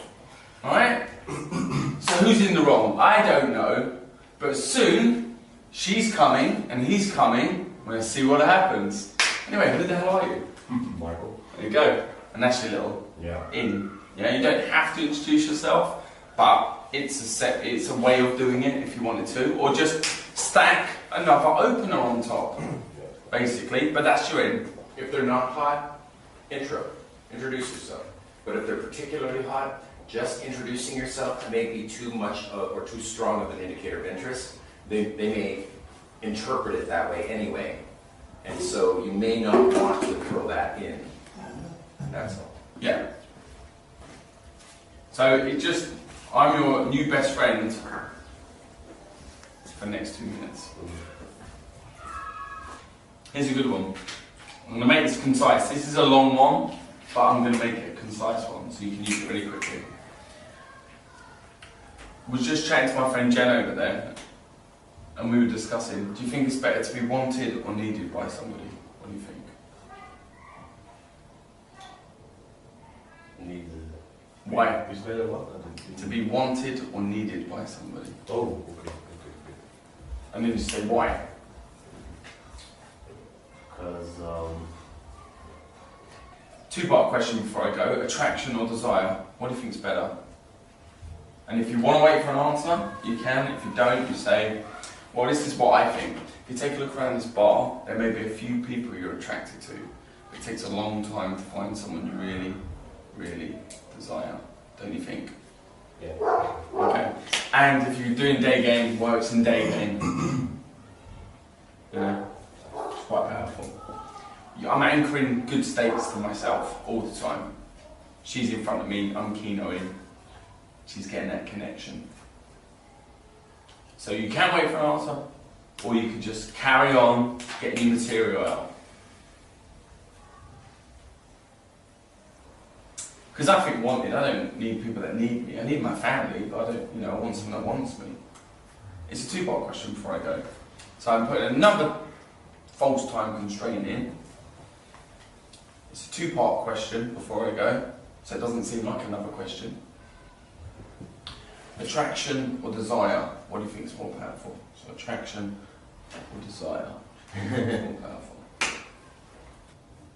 And then if you don't want to wait for an answer again, you can always say, talk to them about it. If not, you can say, well, the way I see it is if you take a look around, say we're in the streets like we were last night, which we're not doing tonight. If you take a look around the place, there may be a few people you're attracted to. It takes a long time to find someone you really, really desire, don't you think? So you just can keep going forward on that, forward momentum. I like to hear their answer, because then I can play on their answer. So, because I was watching this documentary the other day with my friend Candy, and she said, girls with open-toe shoes are more open-minded and friendly. Girls with closed-toe shoes are more direct and they know what they want. Don't you think?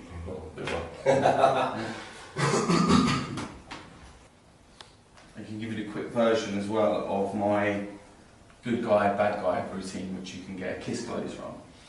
Let's say, what do you think is better? Who do you think is better at kissing? Good guys or bad guys? Because I've been discussing this with a few girlfriends of mine, and it turns out that they think good guys are really good kissers because they have they're thinking about it so much because they're practicing, they really want to get the kiss right so that eventually they can get to have sex. But with bad guys, they don't care about the kissing because they always get sex. For example, if it's not you, it's her, or her, or her. So they don't care about that because they're going to get sex anyway. So that's why they're so good at sex. The question is, which am I?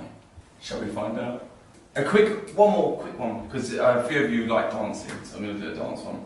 What do you prefer, hugging or dancing? Hugging. Okay. What do you and then you can hug her, Yeah. right? What do you prefer? Hugging or kissing? Kissing. Okay.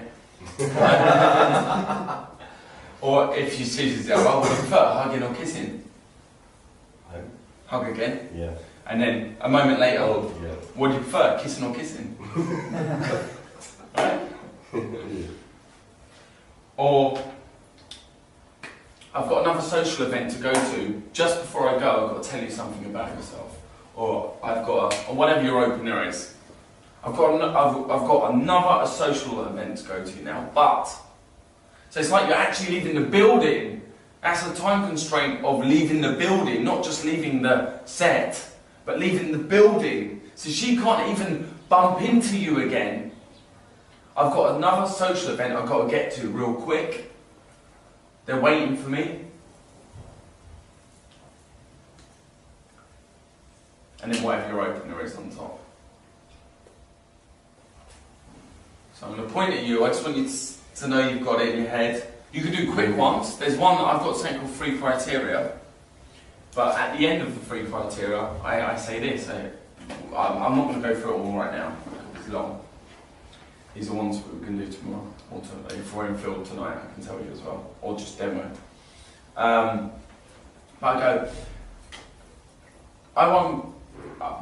it's really strange because I won Best Kisser in university 2 years in a row. So I only kiss girls that are good kissers.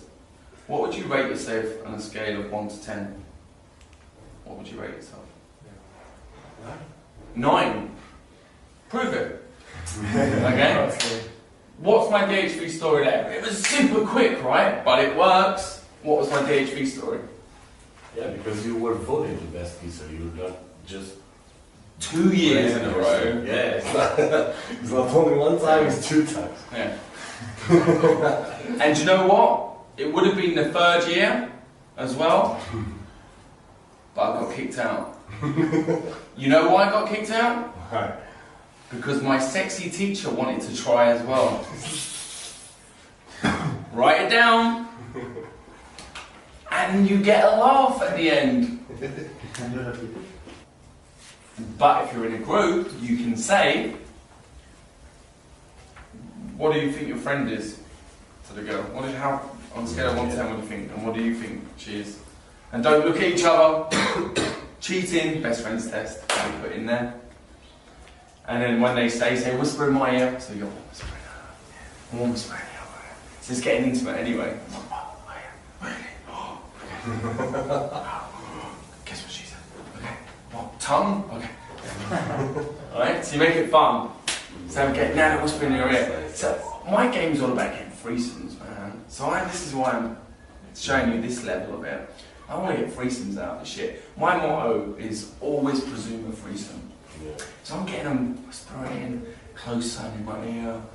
And be like, sometimes I'll just put them together. But then I'll say, okay, she said this, and she said 9, and she said 10. Or she said 9, and she said 6.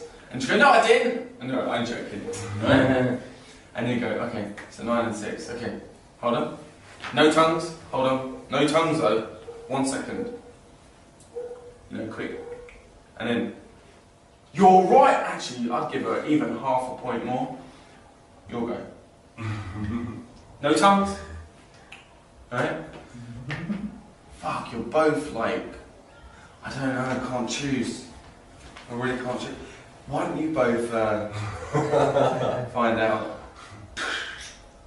Hey, that looks like a good way in, bang. You know, that looks like a good team. And you get 3-way kiss. Ooh. Right? Another one is the double spin. You can use I won best whatever in university. I won best salsa dancer in university. Look, take my hand here, spin that one round, or do the double, as I call it. As I do the double, I spin them right in and put their hands behind me like this. And I pull them in. And I'm like, wow, that was amazing. I'm in the moment, I'm in the moment. Be in the moment. Right? Do you want me to show you the double spin? Okay, you two come on. I'm not going to kiss you. Oh! Yes. I need trust, comfort and connection before we go. Let's have a look. Our one best dancer in salsa to use, alright? Spin them. Right? And then rub the hands down like this. Yeah. Boom. Yeah? And I go now. Together. Right? And then all in. See how it works? Nice. So it's just, I'll do it in slow motion. So I'm round here, and then down the arm. And if they like, pick them both up and do a spin like that. And then, or kiss them in the air. And down. We're going to try that one tonight? Why not? Yeah. And I showed you this one, didn't I? If you go, I've got cramp, just pull there. And you pull there. Right, go, pull, over there, pull, 2 hands, pull. Stop fighting over me, I won't have sex! Right, the whole club. Right, that's good, thank you guys. So there's all these little gambits you can do with 2 girls, make it fun. And that's how you get a freezer.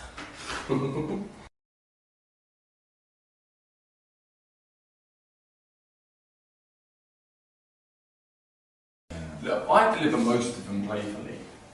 You know, most of them. But could it be serious? This one? Not sure I like it. Yeah, I'm not sure. Right? Eric does it. Mystery does it really serious. Yeah. But chill, Not like I'm. Oh, he does both. To be honest, he does it sometimes playfully, sometimes you have to calibrate. You know, or do it neutrally. Another one is I really love that outfit. You can say jumper or whatever. I really like it. It reminds me of my grandma's curtains. I really like it. It reminds my grandmother. My grandmother's curtains. Yeah. Your skirt? Or Your whatever, blouse, bra, whatever, I don't, something, whatever, doesn't matter. Oh, this is a new one that I came up with actually only a couple of weeks ago. Do you look like a skateboarder? Let's do it on someone. You look like a skateboarder. You want me to say? Yeah, you're the girl. You look like a skateboarder. Oh, really? Well, what do you think they're going to say? Why? Right? Yeah. Bitten. Yeah. So say why? Why? Their feet. You've got skateboarders' feet. And now they're like, oh my god. They think that you mean big or something. But yeah. They're so small, they'll fit on a skateboard. It's cute. Spin, let me see the feet. And then go into shoe routine from there.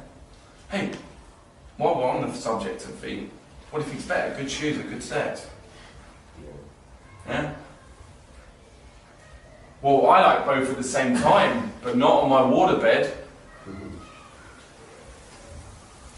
But the interesting about your necks, it's because you give an egg, but after you qualify your neck. It's like, but it's cute, you know? You look like a skateboarder because your shoes, but it's cute. I don't have to, but it gives me an excuse to do something else. Yeah. Like a hug. You don't have to use the end, just because you've got skateboarders' feet. Yeah, but that is good because she feel like tension, but don't think you are rude because after you... It's tension, you know, that's released, like sex. You know, when you're frustrated. Yeah, it's that sexual frustration. If you, another one is, if you were going to be a cartoon character, what cartoon character would you be? Pinocchio. Pinocchio? Lie to me. Lie to me. And then when they say it, I say, oh, I was thinking more Pluto. Yeah, I was thinking more Daffy Duck. So your neck goes in there. Yeah. You want more? Yeah. You look special. Needs. You look special. Needs. How would you translate that in? That's not Hard. You have to do it in English, right? Yeah. You look special. Do you all get it? Can you explain it anyway? Just explain it. So they get it in English. They understand it in English. It's like first say that she's special, but then like Special needs means you need special attention because something's wrong. Necessidades especiais. Exactly. Problemas psicológicos, não? Yeah, it could mean it could be. And then you can use the thing like when you just go like asshole. Did Mystery tell you that one? No. So you literally just go up to them and go, asshole. And they go, that's what she said to me, asshole. And then you can go with anything after that. Every routine you should do at least 20 times. Even on the 19th, you're like, it's not working. 20 times. 20 times. That's the rule. That's how I field test everything. Even if someone says, this is bizarre, I'm going, well, I'm going to test it 20 times. Then I know. Yeah. Fair tests 20 times. Because you get more calibrated at it, you get more conviction at it, you get congruent at it, you get competent at it, you get confidence with it. They're my 5 C's.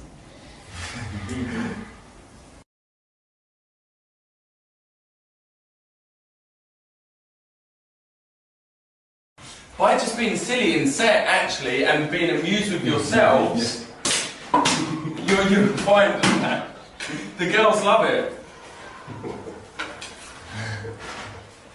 But seriously, being silly works.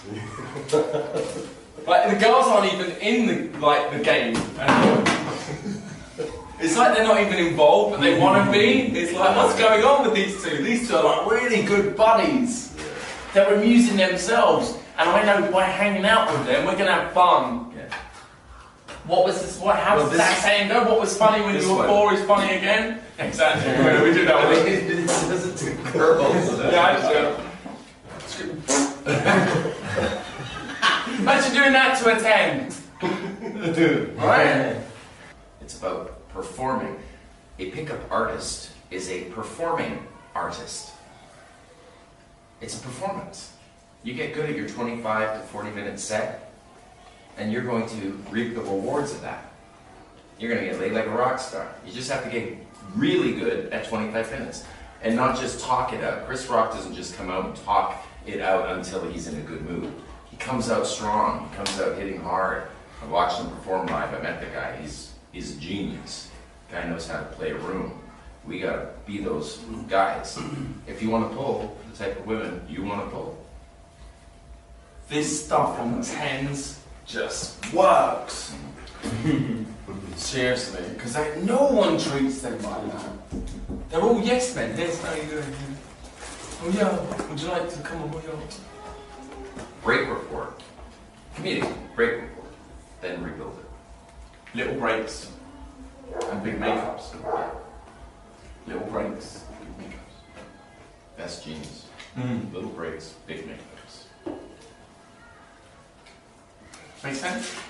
We don't have to get along, but we do with some love. Okay, well, get off me. Great one is blah blah boring. Write it down. I did blah, it. Blah boring. I did it this year for the first time. Just like, let's go. Blah blah boring. And just, and then what do you mean? Come here. Come here. See if your answer better than your boringness.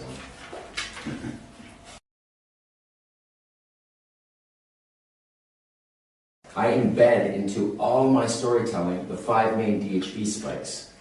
I'll get to that shortly, okay? The main one being pre-selection. There are others. But pre-selection, being pre-selected by other women, allows the women to presume you have all the other characteristics of an alpha male that are attractive to all women, right? Leader of men, protector of loved ones, things of that nature. We'll zoom into the attraction mechanism because I'm literally attracting them with the knowledge that attraction is not a choice.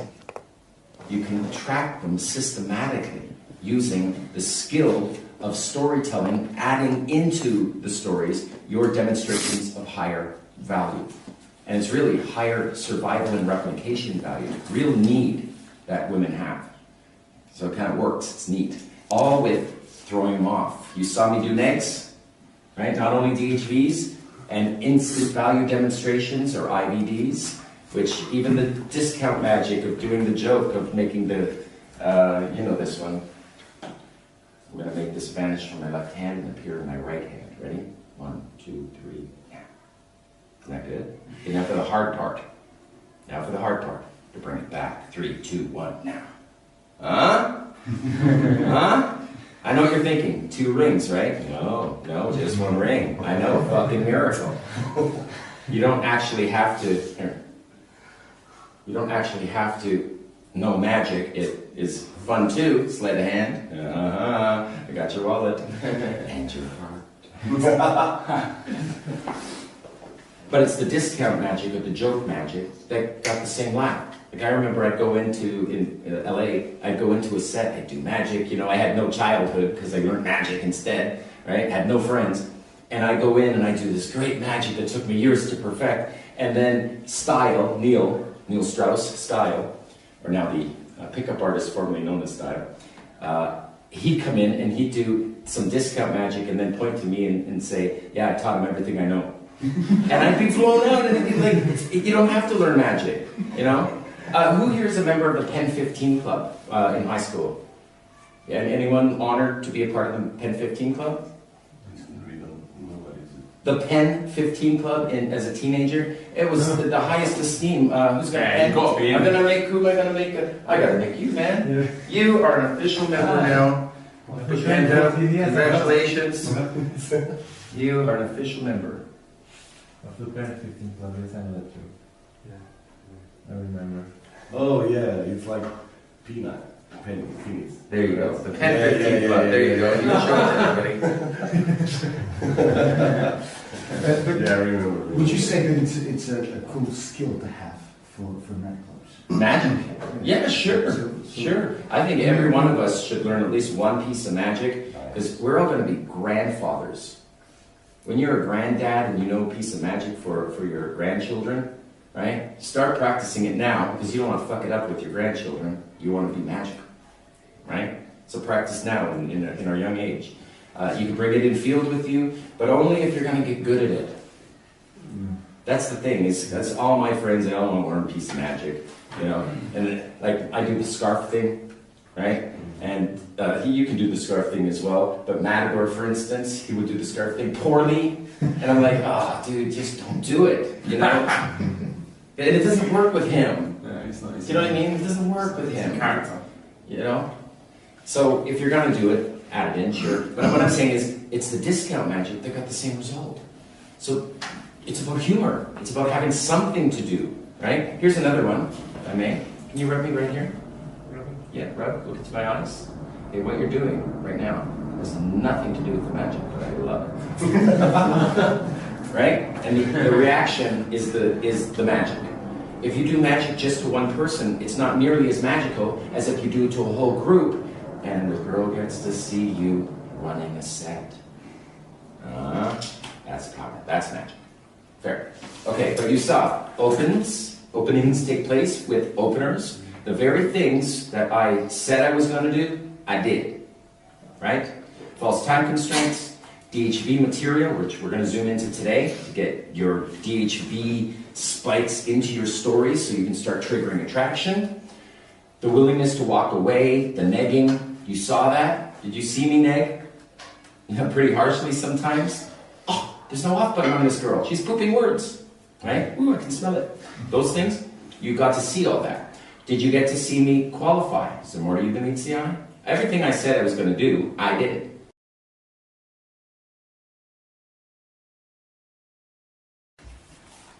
And you saw me move the sets. I built enough compliance or agreement with them that I was able to just sometimes just grab them by the hands, like a man, just take them here because there's a reason. Okay, get this. Right? It's like a reason to isolate. Okay, get this. You guys should be doing that.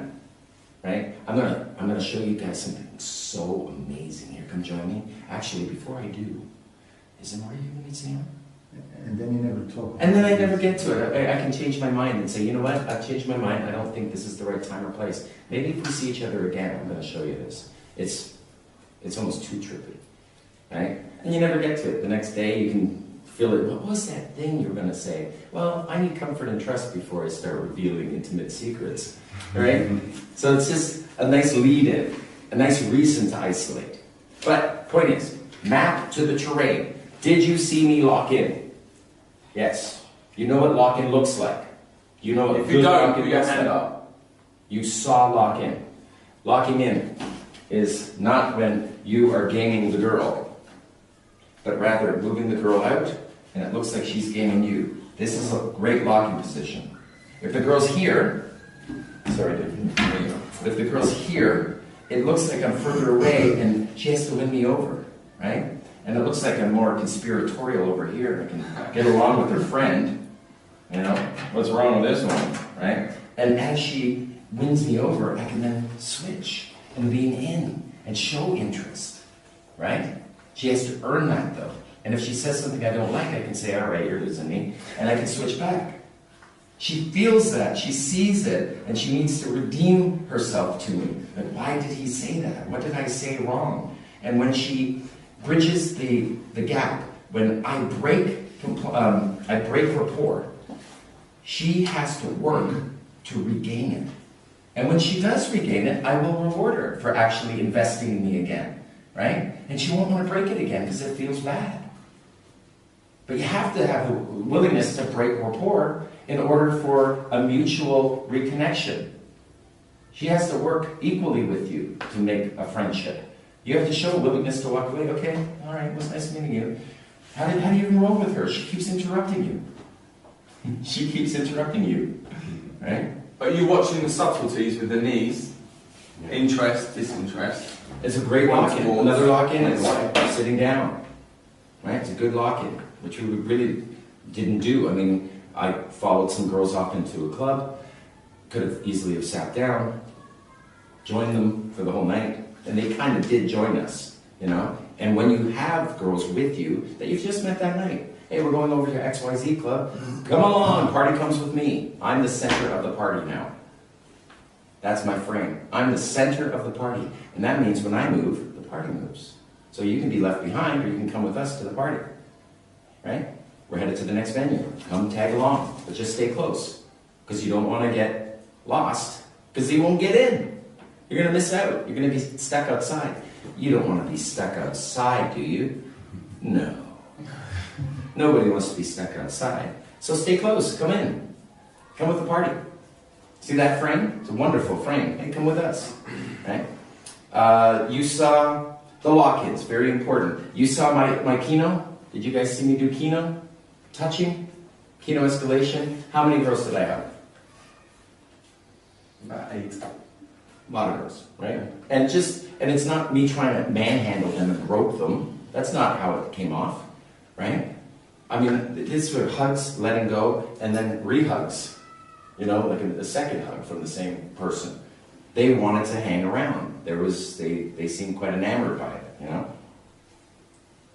And you guys should be doing all this, and just showing you that the words that I use, indicators of interest. Did you see girls show interest in me? There was a girl who cried when you left. Yeah. She cried. She was like hypnotized. Which girl? Sophia. Sophia? Fair. Oh yeah. Sophia, that girl. I have to ask what... Big boobies. Yeah, big Good for practice. So she cried when, when bringing her out, and then yeah, she asked her why. throw her on. She said like, throw I don't her know, on sometimes I for just a cry. bit. sometimes what? I just cry, sometimes I just cry. She was like that, sometimes doing this. She missed you. And she pursued you. Yeah. Because when you left last time, you said, I was just one more side. I was talking to you, and she followed us. She turned back to me and said, stop following me. She put her in front of me. You said to her, stop following No, me. she said to me, that's probably she heard from you. Yeah, she heard from you. And she said to me, stop following, that's my line. Don't say that to me, I replied. Yeah, That's my line. That's my line. That's my line. I do it better than you. I said that because I assumed she heard from you, but she was really out of her mind. She was like completely blown away. She wants to hang out with all of us now. She friended everyone around. Yeah, exactly. She's definitely there. And her friend, the one with all the piercings, she got on my. I didn't do a number exchange with her, a contact exchange, but she appeared on my Facebook. 5 in the morning. And then when I had said, you know, accept, she said, yes. Exclamation mark. Capital. Yes. But Right? I want to ask you what did you do because this is what all this day is about. Next the whole days are about. All I wanted to do was show you how it looks, right? The map to the terrain. What one man can do, another can do, right? What one man can do, another can do. And this is only mid. Like what we did last night was just. You're not seeing miracles. Yeah, this is mid-level, if that. Yeah, this is. It was a good night. I had fun. I loved it, but it was all stand-up work. This wasn't takedown. This wasn't. Yeah. This wasn't takedown. Playboy match. You know, this wasn't takedown. Leave it goes. It wasn't takedown. I have a question. A quick question. Why did you ask me to exchange the Facebook with her? Why did you ask me? Why don't you? For them, it makes them feel good. You're a good-looking man. You're supposed to be making them feel good. Okay. And they're just more people to meet. They're wonderful people. Everyone's wonderful. You know, aren't you surprised by how awesome people are once you get to know them? You know, people are really genuinely awesome. I do enjoy it. You just have to get through the first crap 2 minutes of where they're putting up their front. You know, and I can appreciate why they put up their good shield because they're getting hit on constantly. So it's easy for them to say, "I'm a lesbian." Yeah, we're lesbians. Girls aren't. Well, all girls are bisexual to some degree, but you know, Yeah. but for them to say, you know, we're lesbians. You know, this is my lover. This is my lesbian lover. I don't even want to have that conversation because odds are they're bullshitting me. You know, I want to get into the genuine interaction. So anytime they're talking, I'm not talking. I'm not conveying my personality. I also can't trust where the conversations go. Where do they lead when she is on her material? Always be leading. Always be leading. I like to snip their conversational threads and get back to mine because mine are safe. And mine are kind of more impactful. It's not banter. I mean, it is banter to go, I got a little Jaeger in my belly. Right? I was doing that yesterday. I was saying, what's in your belly? What's in your belly? Right? And again, the power of that is not in trying to win over the belly person, the person you're pointing to, but there's a girl there that's seeing you run the set and interact with the guys, right? What's in your belly? And that's attractive to her. That's a resourceful man, a guy that can interact with others, right? And it's an attractive characteristic. What else? Can I just say something? You know when they say, "Are you lesbians?" Who gets that a lot? It's the same thing as... Put your hands up if you get it. I just want to know. Just you. You're the only one that gets it. You get it? You get it? It's like you're bringing up Normally when we do social hitting on violations, we approach very badly. I say that. I go, great. Keep it up. You can say, great, I'm going to treat you like my little brother now. Yeah. And that's what I've been waiting for. So anyway, where was I? You're like two little boys to me. Yeah, that's great. We can hang out. You want a beer? You know, That's a good line. and they go, yeah, buy your own. I have an ass like a 12-year-old girl. That's what I throw that. It's a rock star's ass. It never slowed me down. You notice rock stars are slender, fit, wiry. So sex. Excuse me. Yes, exactly. And heroin. Right. So you also saw comfort game. You saw me having made friends, right? And they seemed to be comfortable in my presence. Do you agree with that? You saw them comfortable in my presence? Yeah. Right? Everyone seems comfortable. The power of that comes from the roll-offs. Saying back in a sec and rolling off, enjoying another set. And then coming back. I need to be mentally stimulated. So you're not just going to go after one set. You're going to go after several sets and have them all meet. Or roll off for a sec and talk to the other ones who have seen you talking to these ones and have seen you roll off. So they all get comfortable with your presence. That's what we got to do, right? So you saw me do in A1, opening, false time constraints. In A2, DHVs, negs. In A3, qualifying and roll-offs. In and in moving, the phase of moving the set, you saw me do moves, multiple moves. You know, I went into a club at one point trying to get you guys to come join. Some of you did, and got into set in there, and then we couldn't get you out. It was a mess. That was serious lock-in. Yeah, serious lock-in. We're like, I can't leave the club. He's talking to this chick, and it looks good. You know? And okay, and then so you saw moves take place, multiple venue loops were taking place as we move now from one venue to the next. And you also saw some good comfort game. I didn't bother doing Murder, Marry, Shag, but I could have, right? That's comfort game. It's just doing things that are comfortable with her, like picking her up and taking a picture and then handing her off. It's comfortable. It's fun. But you see how much we merged last night? Is that the most merging you've ever done? Yeah. Right? But merging is normal. It should be normal. It's Like to normal. us, it's No normal. biggie. It's the When next you're not thing to do. doing it, that's abnormal for us. It's the next thing to do. What else are you going to It's do? easier that way.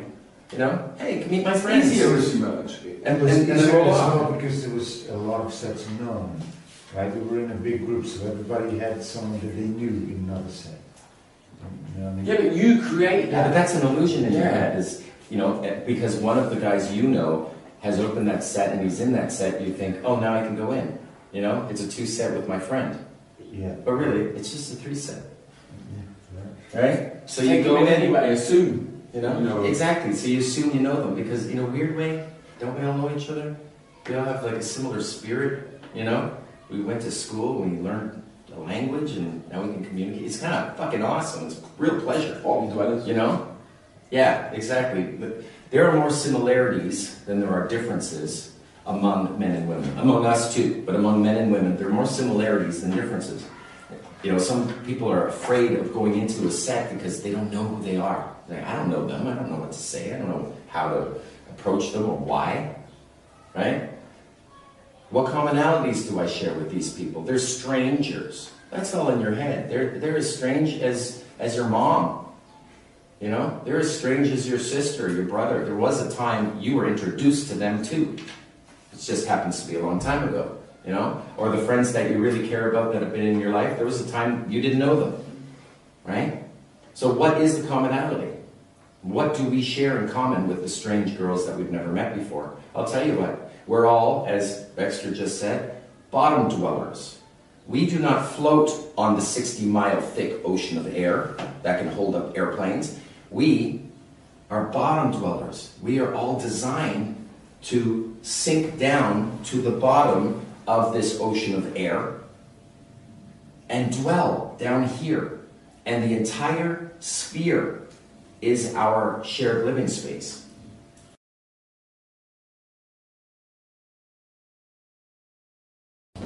One thing I want to talk about is that I said that I'd say today was characters. Playing a character is a great way to get out of your head, because I noticed that every single one of you that I've seen out in field get stuck in your head sometimes, and you're like, this is, you know, and then you need that pep talk to go back in. But if you play a character, or just decide I'm too much in my own head, I'm going to be this character now, then you can put that ego on that character. Because I know that you sometimes blame yourselves. You're like, oh, I can't do this one. They're not rejecting you, they're rejecting that particular character you're pretending to be. You know, whether you put on the accent of Gandhi, right? Whether you, and what we should all do, whether you put your speed, the speed of your speech down to 30% so that you can talk incredibly slowly. And yet, one interesting thing about this is it works to captivate the minds of the listener. You see how that works? So that's how I do it in field. I usually like to slow down to 30%. Up here I'm going to talk real quickly, but in field I have to consciously slow down. It's a character. You can't speed it up thinking, okay, I'm going to get my DHVs out and I'm going to get my IOIs. Oh, be quick before they leave. If I just speed up this sentence, no. It conveys nervousness if you do that. So like a club owner, speak slowly. Oh, and don't forget to add the all-important pause. See, the power isn't in the words, it's in the pauses. See how it captivates? So it's a character that I don't. I'm donning it, I'm wearing it, like my 30%, I speak slowly in there. And if they do reject, well, that's like rejecting the club owner. Because club owners don't speak quickly, they're not nervous, they're so accustomed to their clientele. They're nice to everyone, right? They're club owner. But what happens if people treat him poorly? He can look at them and make the assessment of, I'm not going to train these people, they're just little boneheads, right? As long as they buy drinks, I'm happy. And other times, you may feel offended by that and you're going to train them. You know, you're in a public gathering. It's a social. For you to avert your eyes to people is to make them feel discomfort. So I'd like you to leave. Yeah, it works. I've seen you do it. Even if you're not That's the character. That's the character. That's how big. You go up to the bouncer and you say, these women need to leave. and you roll them out. Here's why. You're laughing, but He's what we do do. it all the time. Because I don't like to be bored. You know, I don't like boring people in there that are, you know, no. I like to own a room. So if these people disturb me, the presence irks me. It's kicked out. And you go up to the bouncer and say, I'm a club owner I had myself. to say I'm a club owner, and these people were rude. And if they were in my club, they'd be out. And they're miserable, and anyone that speaks to them, they're telling them to fuck off. Watch, I'll show you. And then go and send someone. We're gonna practice that tonight. Maybe. You might not need to. We take all the girls out. You know, it's not just about. Well, if you have to take them all out, we're at the wrong place. Yeah. Right. Exactly. Yeah. Yeah. It's not just about making everybody unhappy. You know, sure, you'll train a few people that need to be trained if they're being rude. That's all. Other than that, everything's purely happy. It's rare It's in my belly. when you have to do it. It's rare when you have to do it, but it has to be done sometimes. A character I play is the naughty priest.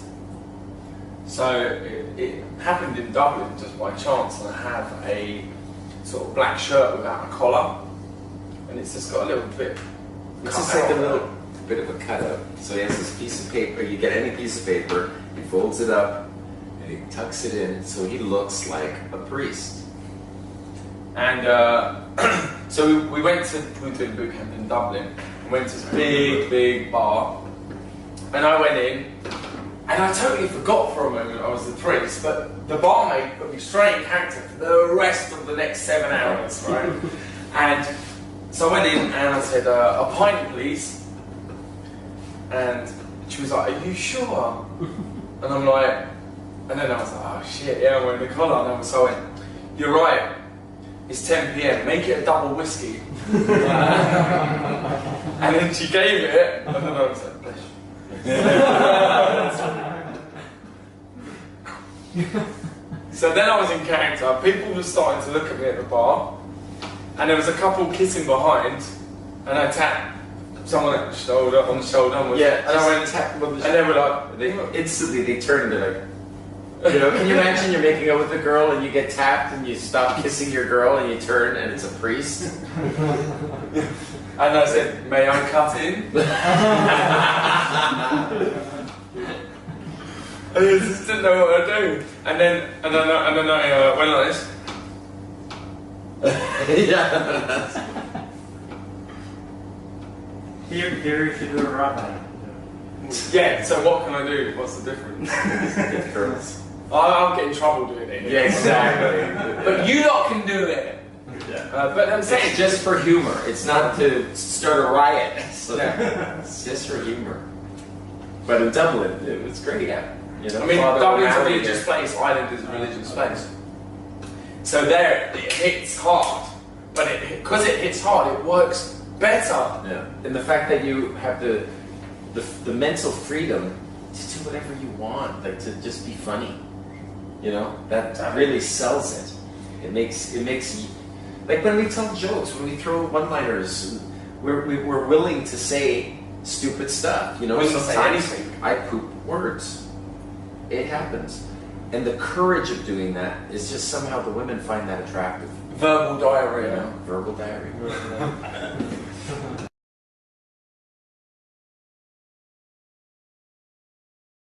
Have you guys heard about the grounding sequence? No, what's that?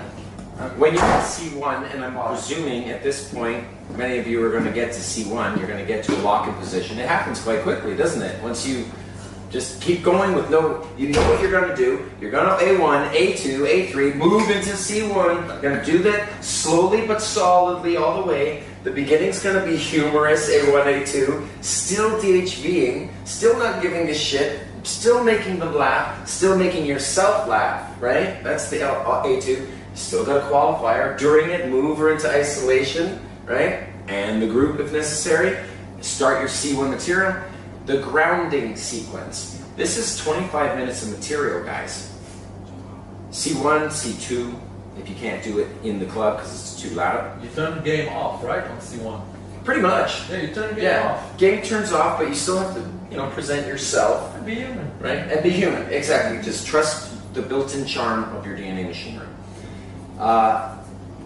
Right, so the idea of the grounding sequence, pretty simple idea. I have 5, 6, 7 stories that I've told girls in the past, usually girls that I want to turn into my girlfriend.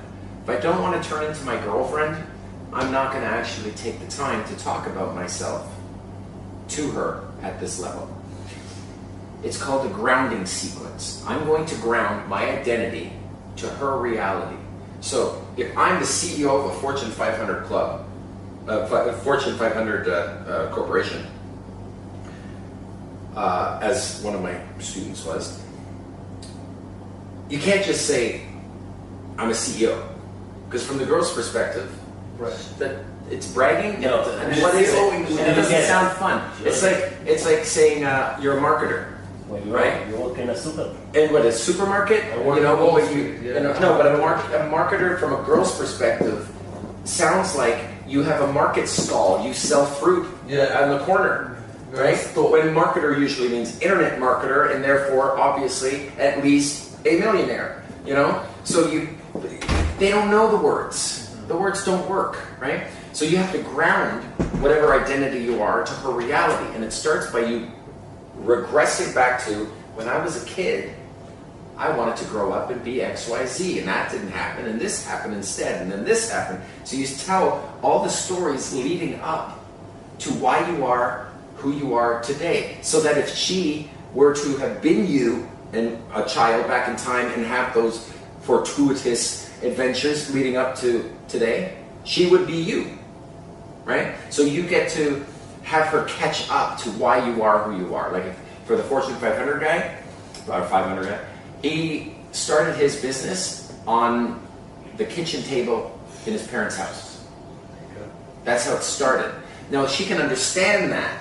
Imagine deciding to sell something, an idea, come up with something, and you live at home. So that's to pace her the reality, to ground it to something she can understand. And then each story after that leads up to who you are. And then after that, where you're going. See, it doesn't really matter so much to a woman where you are today, because she can't affect that. She's more concerned with what resources you have as a person in the now. Passion. Your potential. Your potential. And the passion. Right? And the passion, exactly. And having an answer. What do you want to be when you grow up? You need a dream. Everyone needs to have have a goal or dream bigger than her. That's all. I actually had that issue today with the girl that I shall be seeing. She was saying, "Let's go away for a week." After all this, right? And I'm like, no. You're coming with me on my adventure. I'm not going to pause my adventure so I can now spend, some quality alone time. No. You're going to have way more fun joining me on my adventure. I can't stop this. Right? Your reality is It's my reality. Exactly. And she's invited in. And she's invited in. And I have to have that talk today. That was my talk instead of napping before going out. But that's okay because I took that little pill that's going to kick it. What your present to the world? What your prof to the what your Yeah, exactly. And it doesn't have to be the real thing. It just has to be something for the next set.